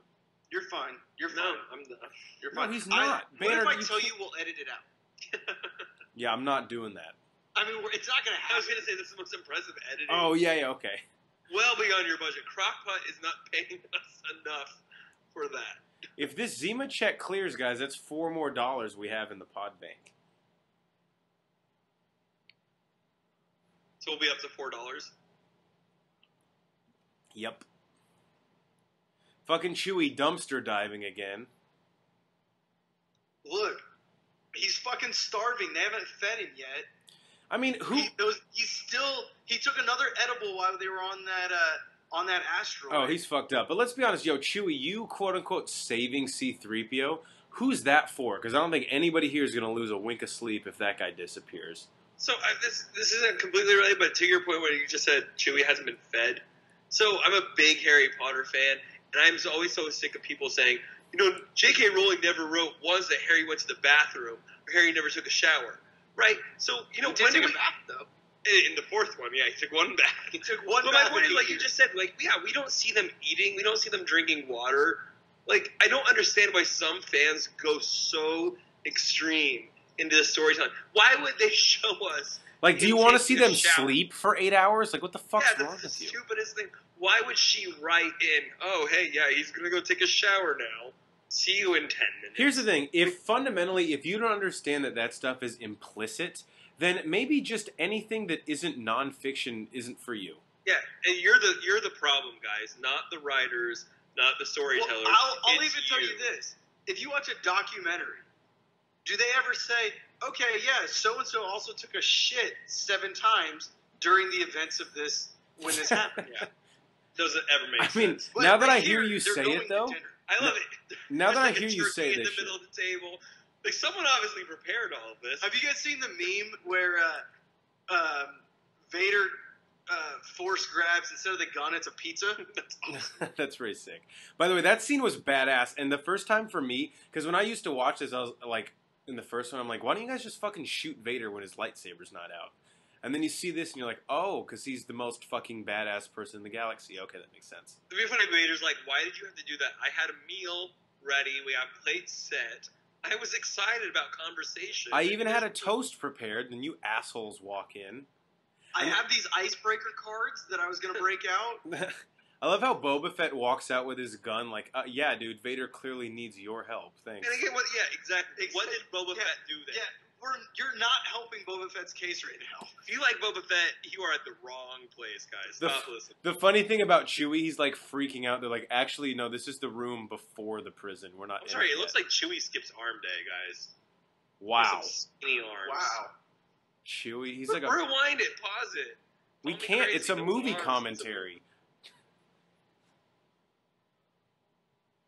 If Chewie skips chest day, then I don't know if I can support him on the pod anymore. There's no way he skips chest. He's got some shoulders. He's got some He's shoulders. got chest. I'm talking about his arms, though, Yeah. man. Come on, do some curls. He's got so much hair, like you would. That's what I'm saying. Take away the hair. That's just bone. Not saying I do any better, He but definitely. come on, he's a warrior. We He almost definitely should call protein shake just curls because that's like almost as important as chest day, really. You know he's fucked up right now because look at him. He put his fucking head on back. That's so That's obvious. not that hard to get right. He just I don't wants. know anything about electronics, but I could figure that out. Yeah. I bet C-3PO is the worst person to talk to when you're high. Like, all your theories he'll just disprove right away. You're like, shut up, dude. That was smart what I just said. What you don't see is... First guy, he's like the first guy that goes to, like, Cheers, the bar, right? The show? Yeah. That has an iPhone that was like, I don't know, I'll look it up. And he Googles fucking everything. You guys wish we didn't, so we could have just endless debate. Absolutely. And no one would ever get proven right. Absolutely. So this If scene we're right gonna fight here... about something, oh wait, here's the answer. Damn it. This scene where you think Han is getting tortured, what's actually happening is Vader's lowering his head down and making him watch Princess Diaries 2. That's why he's screaming so loud. You know, that sounds pretty great. Look, I don't understand the problem. He's like, it's awful! Anne Hathaway lost all of her charm from the original. Oh! What if that's what he was screaming from the room? And she doesn't even show her tits like she does in Peace, Love, Drugs, or whatever that movie is. Oh, Chris Pine is completely Yoda's favorite movie, Peace, Love, and Drugs. Peace, You know Love, what Drugs. we're talking about, and- though, with Gyllenhaal? Yeah, Love and Other Drugs? Yeah, that's exactly what I said.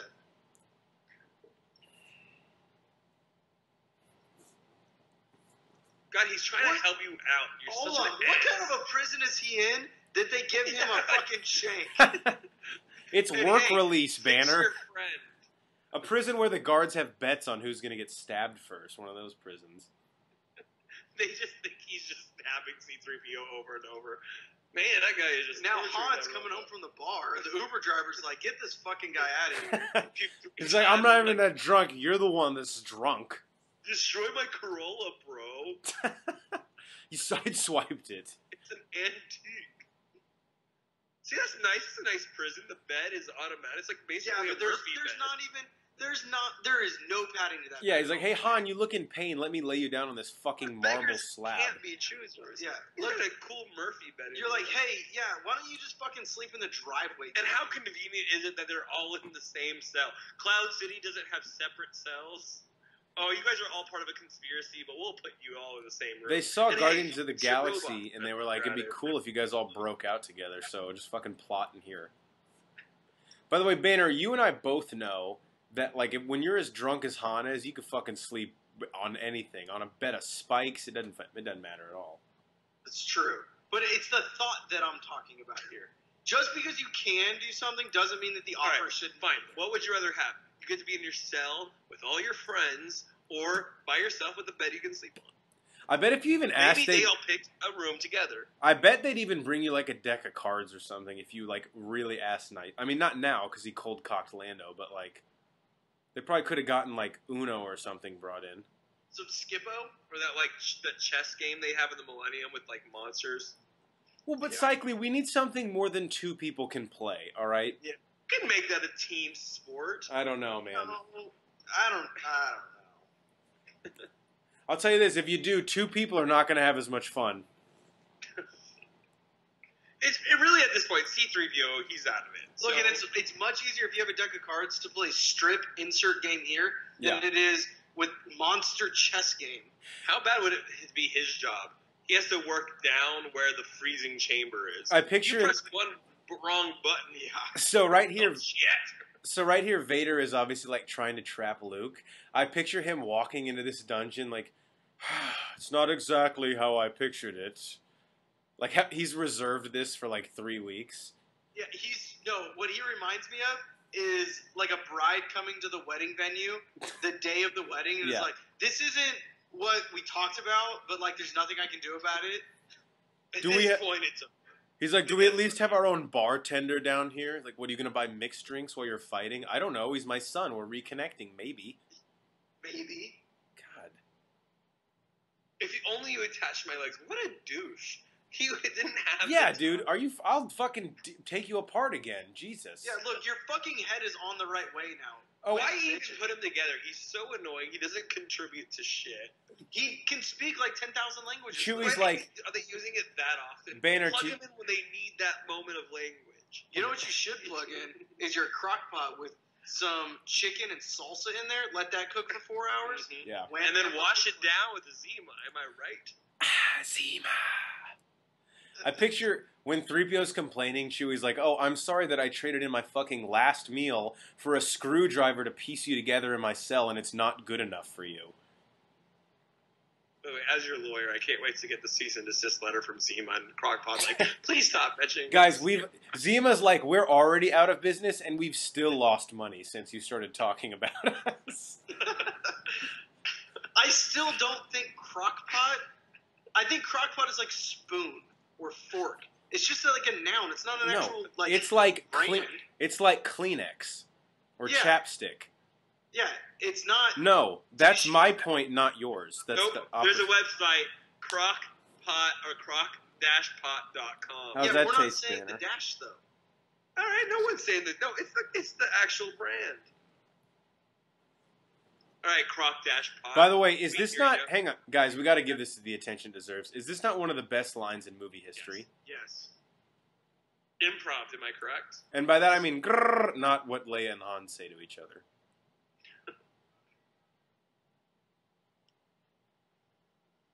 And she improv the I know in return. Really? Is that so true? I don't know. We'll have to look that one up. If you know, let us know. But that's something I heard, that they both improv that, and she did that as a. This one, there's no. comeback. I cannot imagine this one was improvised. I mean, it's like the crux of the whole. I think it is. No, this one was 100% improvised. So they improvised them both? That's what I don't know. I don't know about Return, but I know the one in Empire was improvised. Honestly, if you're talking improvised, if Harrison Ford improvised this one, which if that's true, that's fucking incredible. If Carrie Fisher improvised the next one, you're like, well, that's not really improvising because it's like already what it's just kind of like honestly, that's just a missed opportunity by the writers. It was a perfect response. It was great when it happened in Return, in my opinion. Did you guys think live that he was dead right here? As a kid, yeah, I didn't understand. I thought he was as a dead. Kid, no. I thought blinking lights. Anytime there's blinking lights, I don't know. I always think that. Yeah, that's true. And I guess even if you did at the time, the way the movie ends when Luke's sitting there like getting his spoilers, when Luke's getting his like cybernetic hand put on, don't they kind of hint like let's go get Han? Yeah, they do. They do. And again, one of my problems with Return, way too much on the Han rescue. That should have been Agreed. 15, 20 minutes at most. Ends up being half the movie. Although it was kind of cool to see Luke be like the stoic Jedi badass was. that we've come to learn. But that's my point. You could have done all of what they did in 20 minutes. You don't even see. You don't even. Which we're digressing a little bit here, but you don't even see Luke for the first like 25 minutes of the movie. Yeah. Yeah. Mm-hmm. Yeah, dude. The whole shit with like 3PO going in. That was so fucking dumb. And we'll definitely get into Now, that. I've never understood this fucking guy with the headset thing. The Beats by Dre. Yeah, we'll get back to him here in a minute, but We don't have to. No, we're good.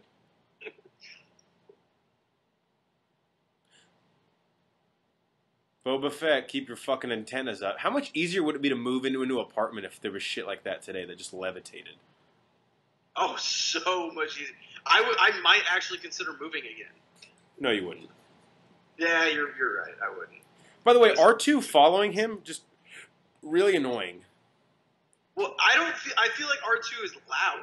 Yeah, he is. He's Like, drunk. see? Beep, beep, beep, beep, beep, beep, beep. Somebody would fucking hear that. This scene is so fucking cool. They did hear it. Boba heard it. He's so awesome, guys. He's And the best. maybe this Love it. isn't the Jedi way, but if Boba Fett starts shooting at me, like, I know Luke is honorable, he has a blaster, but you have a fucking lightsaber, and now you really know how to use it. Just get out there and deflect that shit. The Beats by Dre guy was just activated. With his Apple Watch, is what he turned it on with. And how the hell does Luke even know where he's going? He's never been in this place. So do you guys think Lando always planned on, like, turning it back around and saving them, or did he just feel so guilty after he saw I it? think he felt bad. I think, well, no. Like, remember he specifically said to Vader, he's like, this was not our agreement. And that's what really turned it for him. He's like, we agreed to something. What do you think they agreed to? Does he ever say? That Leia and Leia, Han, and all them were going to be saved. they were going to be in his custody. Yeah. So then what did he think Vader wanted to do? I'm confused. Well, that's why he got mad at him when he found that out. But I don't know what he thought he wanted to do. He thought he just wanted them there to lure Luke, and all he wanted was Luke. Okay. That's what I was curious So, about. as long as he got Luke, and he got to have Han and Leia. And they were going to live happy lives fighting over Leia. Yeah, it's going to be great. They were probably going to get like a 2-bedroom apartment, penthouse in Cloud Dude, City. at Cloud City, are you kidding me? The rent so is expensive. insane. I mean, it's rent controlled, if that helps. No, man. Can't open any windows there. Pollution. So he says young Skywalker. Why doesn't he just call him Luke? Like, hey, Luke, so, like, look, it's kind of fucked up. I think it's part of the facade where he's like, I'm not going to tell you I'm your dad yet because it's I have the physical edge, but I also have this mental edge that I'm really going to cuck you with here in a second. And can we just say this? How much balls does Luke have right here? Yeah. So obviously, I know nothing about film except like the stories and how awesome they are, but lighting wise, this is so fucking cool the way this is all set up and shot to me. Yeah, with the like smoke machines and stuff coming up. Yeah. And must have just been a nightmare to light, like when they were on set. I can't even imagine. Either that or it was a total accident and they're like, whoa, that actually worked out really well. Yeah, that's true. What actually it is they have Yoda underneath that, like, staircase that they're on. Do what you do, Yoda. And he's just like, Yoda, look, here's an ounce. Just do you, bro. Just do you. See, Banner, Yoda is union, and I don't think he can work that many hours. Yoda is the union. Yeah, Yoda is the union. I am the union. Lando taking every opportunity to grope Leia, like really unnecessary. Oh, sorry, just sneaking by here. Yeah.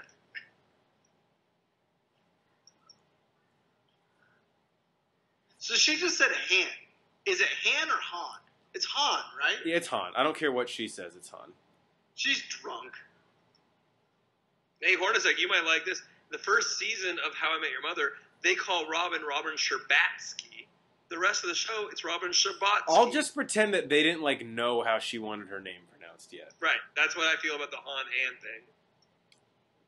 I mean, yeah, that happens in real life. You know, like you'll call somebody kind of the wrong name, but like not so wrong that they'll like correct you. What'd you say? Oh, nothing. I had a cough. I'm sorry. Huh.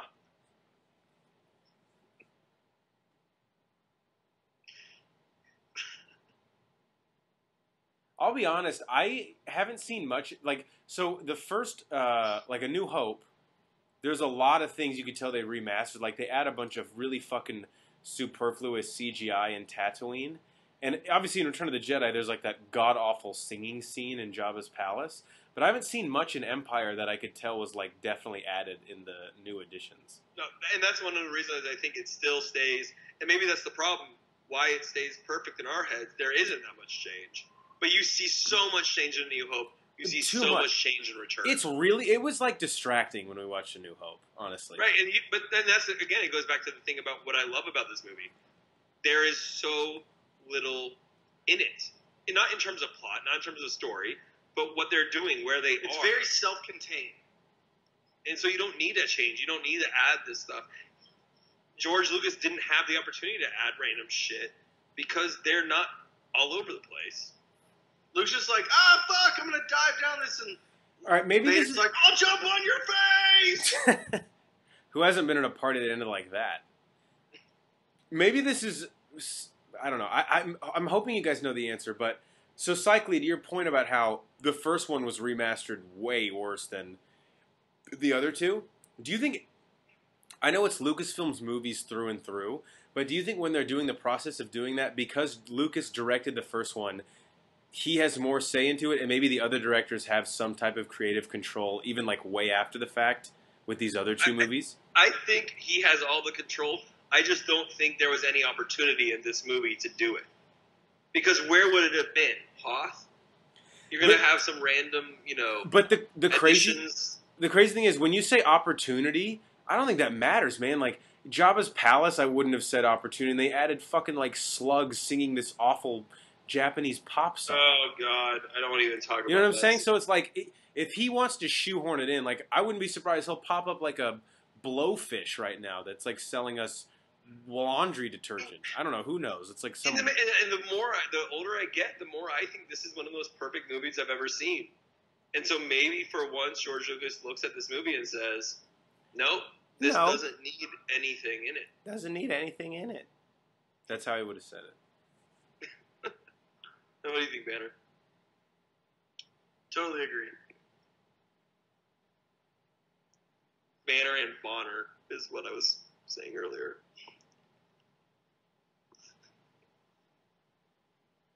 So this is when we really see the power of the Force. When Vader just starts fucking throwing things off the wall at him. It almost is like the most badass scene of like Vader's power, like we saw in Rogue One, which is what I love about that scene in Rogue One. This is when, like, take the prequels out, take Rogue One out. This is when we realize Vader's the real deal. He is a scary dude. Like, he's gonna sword fight you while throwing things off the wall at you. Let me get your guys' theory on this. Do you think, knowing like where this conversation goes here in a second, and I know it's a weird way to do it because he's literally beating the shit out of Luke with kitchen appliances, but do you think part of this is kind of trying to show off, like, yo, if you want to like use the dark side, look at this shit it can do? Yeah, look at everything. Yeah, and it's kind of similar. I mean, obviously they're very different, but it's a similar play as Palpatine telling Anakin the Plagueis story. Oh, wow. What a fucking reference. So true.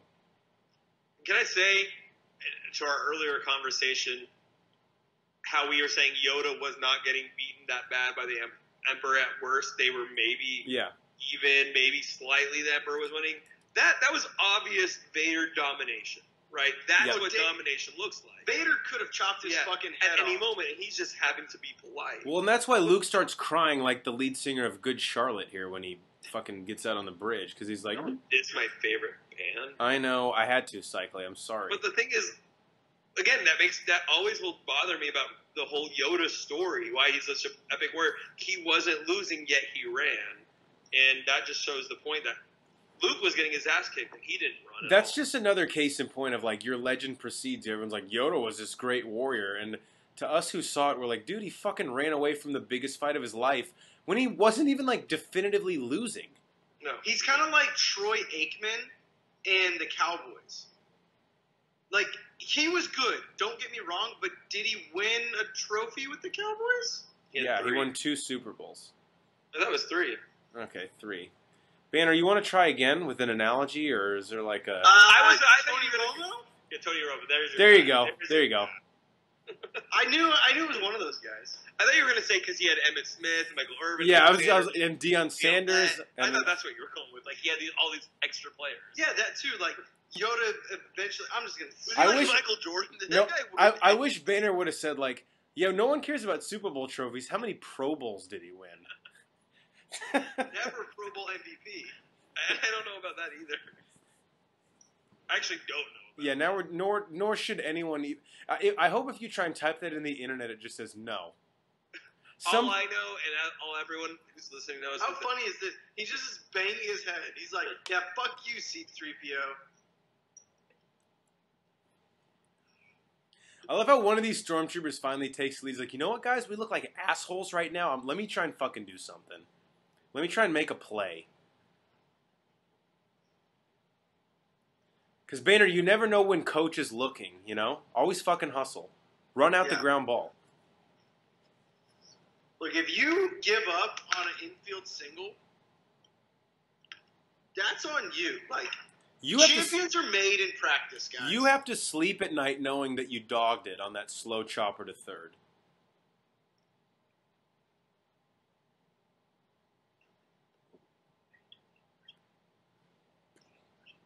I'll say this. Did we say that the lightsaber battle in Jedi was the best one in these 3? I think this one's the best. It's the longest. We finally get to see the lightsabers do some shit. And the emotional stakes, I don't want to say are higher than Jedi, because they're not, but they're definitely there. The emotional stakes are there. Here's the thing. The one in Jedi is more even. Like, Yeah. No, Vader is Luke. clearly beating Luke. Yeah, but... In return... It's a more of an even battle, and you can tell Vader's like, shit, he kind of knows what he's doing now. I need to use a little bit more skill. Well, it's true. The emotional advantage that Vader has now is completely gone. In fact, it's almost like inverted in Jedi, because it's almost like he cares about Luke, and there's times where, with the Emperor's influence, you feel like, yo, Luke doesn't give a shit about him. He'll just kill him right now. Fuck, man. When he chopped off his hand, I was... Whew. And obviously, this just setting and scene is iconic. We won't talk over it. At least I won't.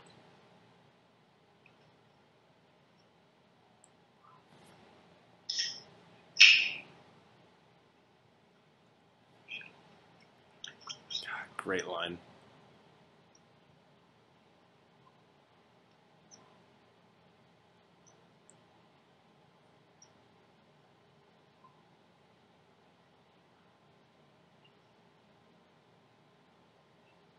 Wow.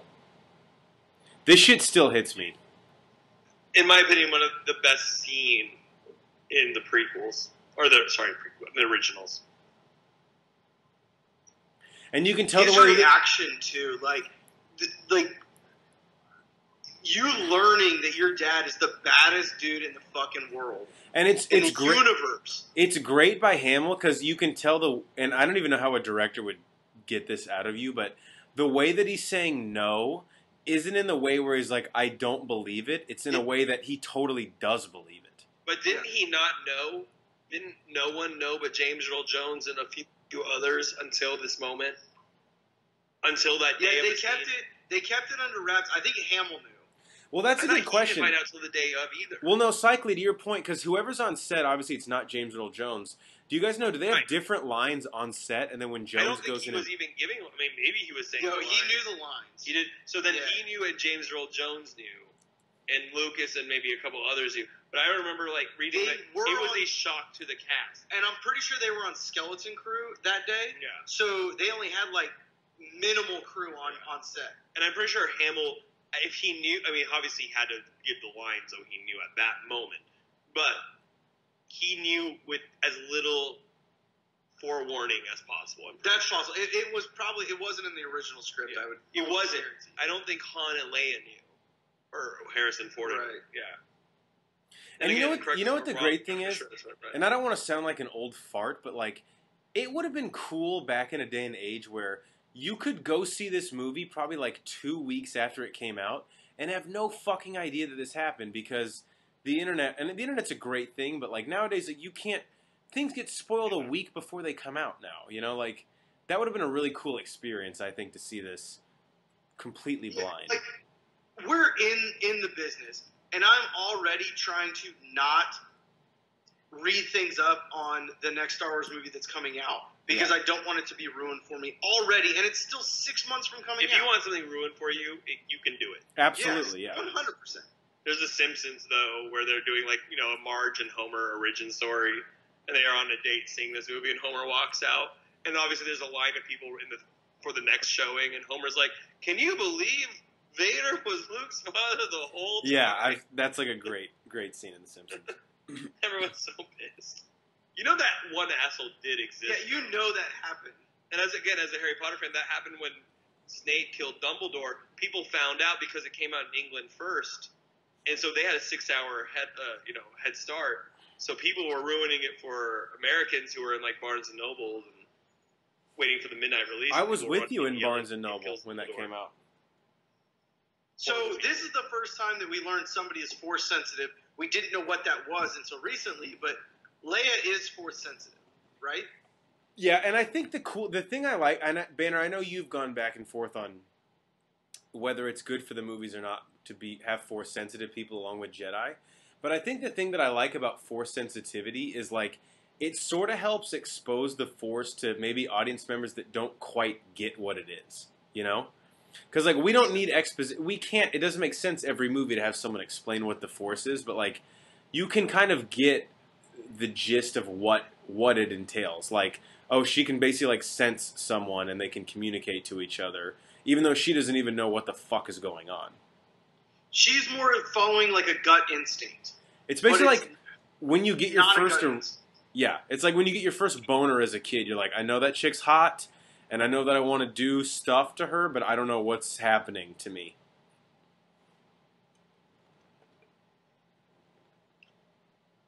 Luke's never seen this guy before. Would you be like, are you working for the Empire? Yeah, he's trusting in that's Leia. What Which, if by this- the way, that was a great catch by Lando. Great catch. A great catch. Pure athlete. What if this is how you found out Luke was a flaming racist? If he sees Lando and's like, I'll wait for the next ship. You're the first black person I've ever seen in this universe. What is happening? He's like, but I can just take you. I'm gonna wait for the next ship. My Uber's on its way. Yeah, no, the guy says he's 6 minutes away. Oh, he canceled. It's fine. I'll get a lift. It's fine.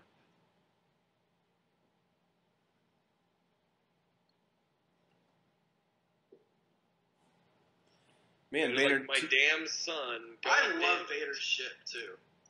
it is fucking sick.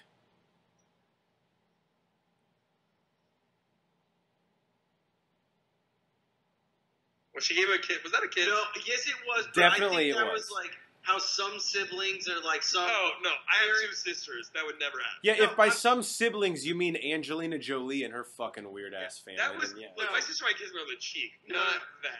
I'm saying some families do that, or like how a daughter and a dad kiss on the lips sometimes. Yeah, that Banner- one, in my opinion, that one. Now the I am first one, glad I did not grow up in the Banner house. the first one. No, I don't have any sisters. That didn't happen. But what I'm saying is I've seen it happen. The first one was definitely sexually charged. Between two That people in one their was mid-20s, in their mid-20s. That one was not. Banner- Mid-20s, 30s. That one was not. Banner, if our defense of things is I've seen it happen, then like I don't even understand what we're talking about. Do you understand the things that I've seen?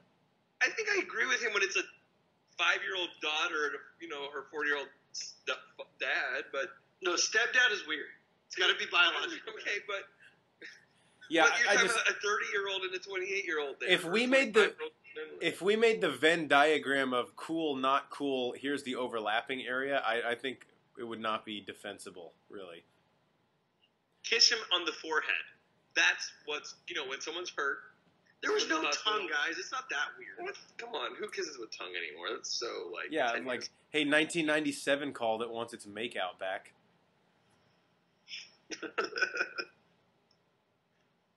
Does anyone? It's so romantic. It's like, oh, we're both looking at the moon at the same time.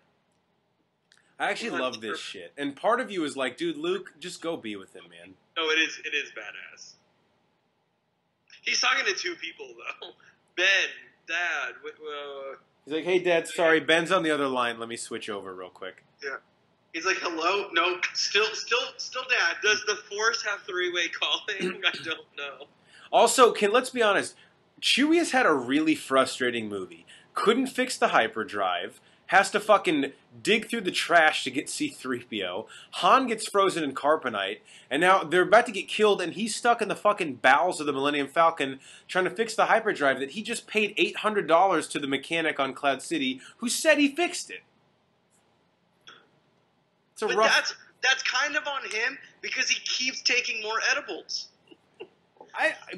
Banner, I think he's putting his trust in other people because he knows, like, I'm too fucked up to do any of this. Now you know why in the prequels, Chewbacca and Yoda were such good friends. Oh shit! Was Chewie Yoda's dealer? Holy balls! Dude, mind blown. See, again, I hate to say this, I hate to be this guy, but we've blown two of our best anthology film ideas during the commentary. I know, it's so fuck. Like, that might be the best one we've ever had. Again. God damn. There we go. We got 6 red Jolly Rancher guy. But are they cherry or watermelon? You know, I'm gonna just start wearing Jolly Ranchers around. Definitely watermelon. You should. All right, I'm gonna piss before we do anthology movies. You know what? I might join you. Banners, enjoy it. I'll hold down the fort. So talking to our fans here, the way this movie ends is really weird to me because it ends, but at the same time it doesn't end. And movies make this mistake a lot. Like one recently that comes to mind is the Pirates of the Caribbean movies. The second one ends, but it doesn't end, and you have to start the third one. You have no idea what's going on if you haven't seen the second one. Where the way that this one ends, it actually ends, but yet there's still more story to be told. And when the third one starts, you're like, okay, I can watch this almost on its own, and I can figure out what's going on. But you obviously know more if you've seen the second one. And that's one thing that I think this trilogy has done very well, is that each movie happens by itself, but yet they build on each other at the same time. And I think a lot of trilogies lack in that sense, where they don't necessarily build on themselves, or they build on themselves too much. They're obviously still peeing, so I'm still going to sit here and talk to myself. Kind of creepy that they made his hand skin color. Wish they would have just made it, like a robot, like it is later on. Right. But, it is what it is. What if they only had, like, an African-American hand left, and he had to just take it? Like, look, this is all we have in stock. But he's like, hey, at least I can palm a basketball now with this one. Yeah. What if they only had, like another left hand, so he has 2 left hands now? He seems like the type of guy who would put it on. It's clearly fucked up. He's like, it's fine. It's fine. Yeah, it's fine. Yeah.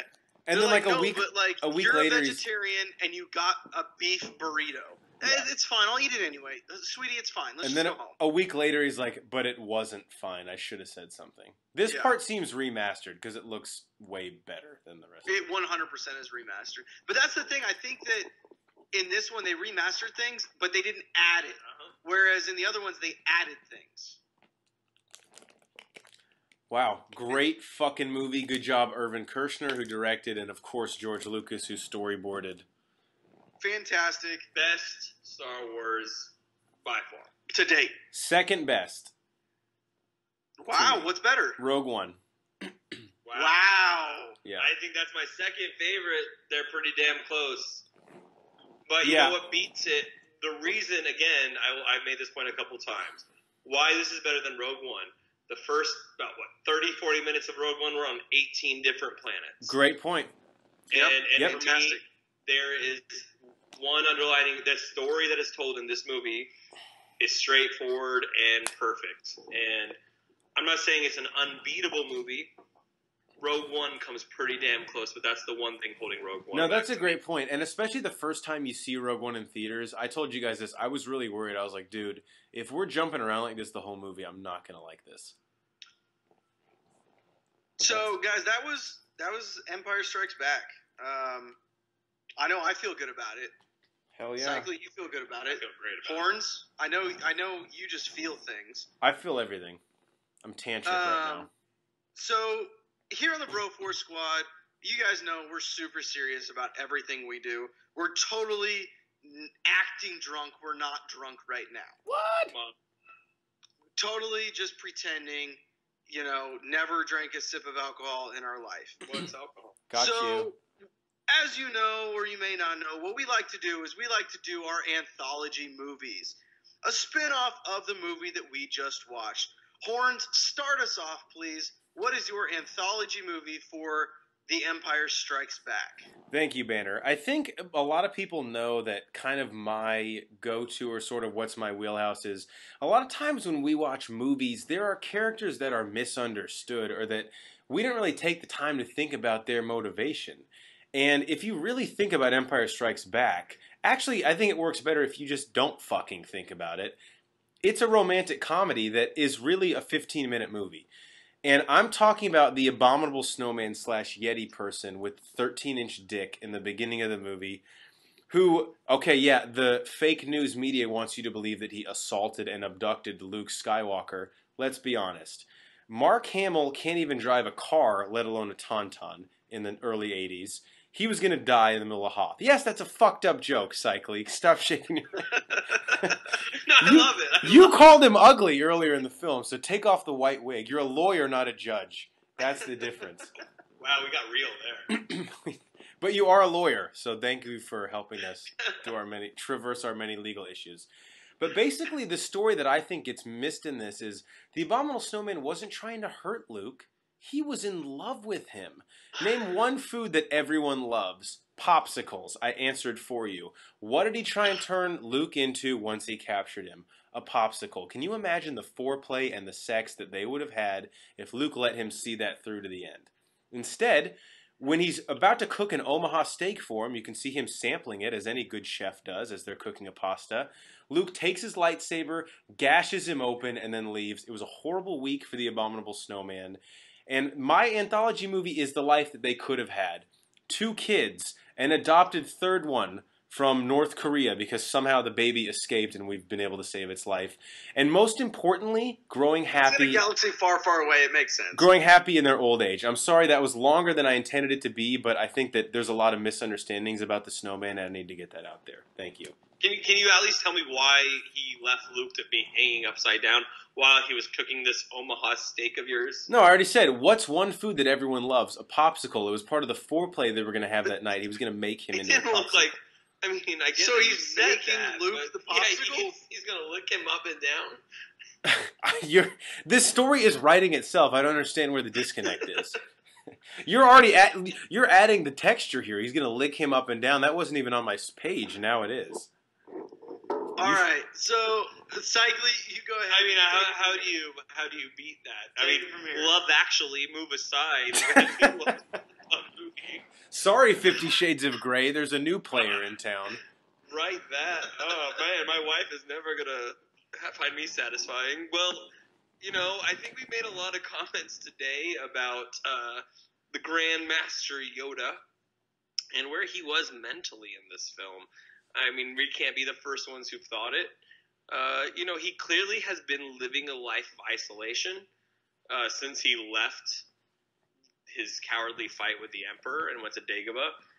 And how did he fill that time? And I think it's quite obvious. He was on a lot of drugs. He found drugs. It was his only friend.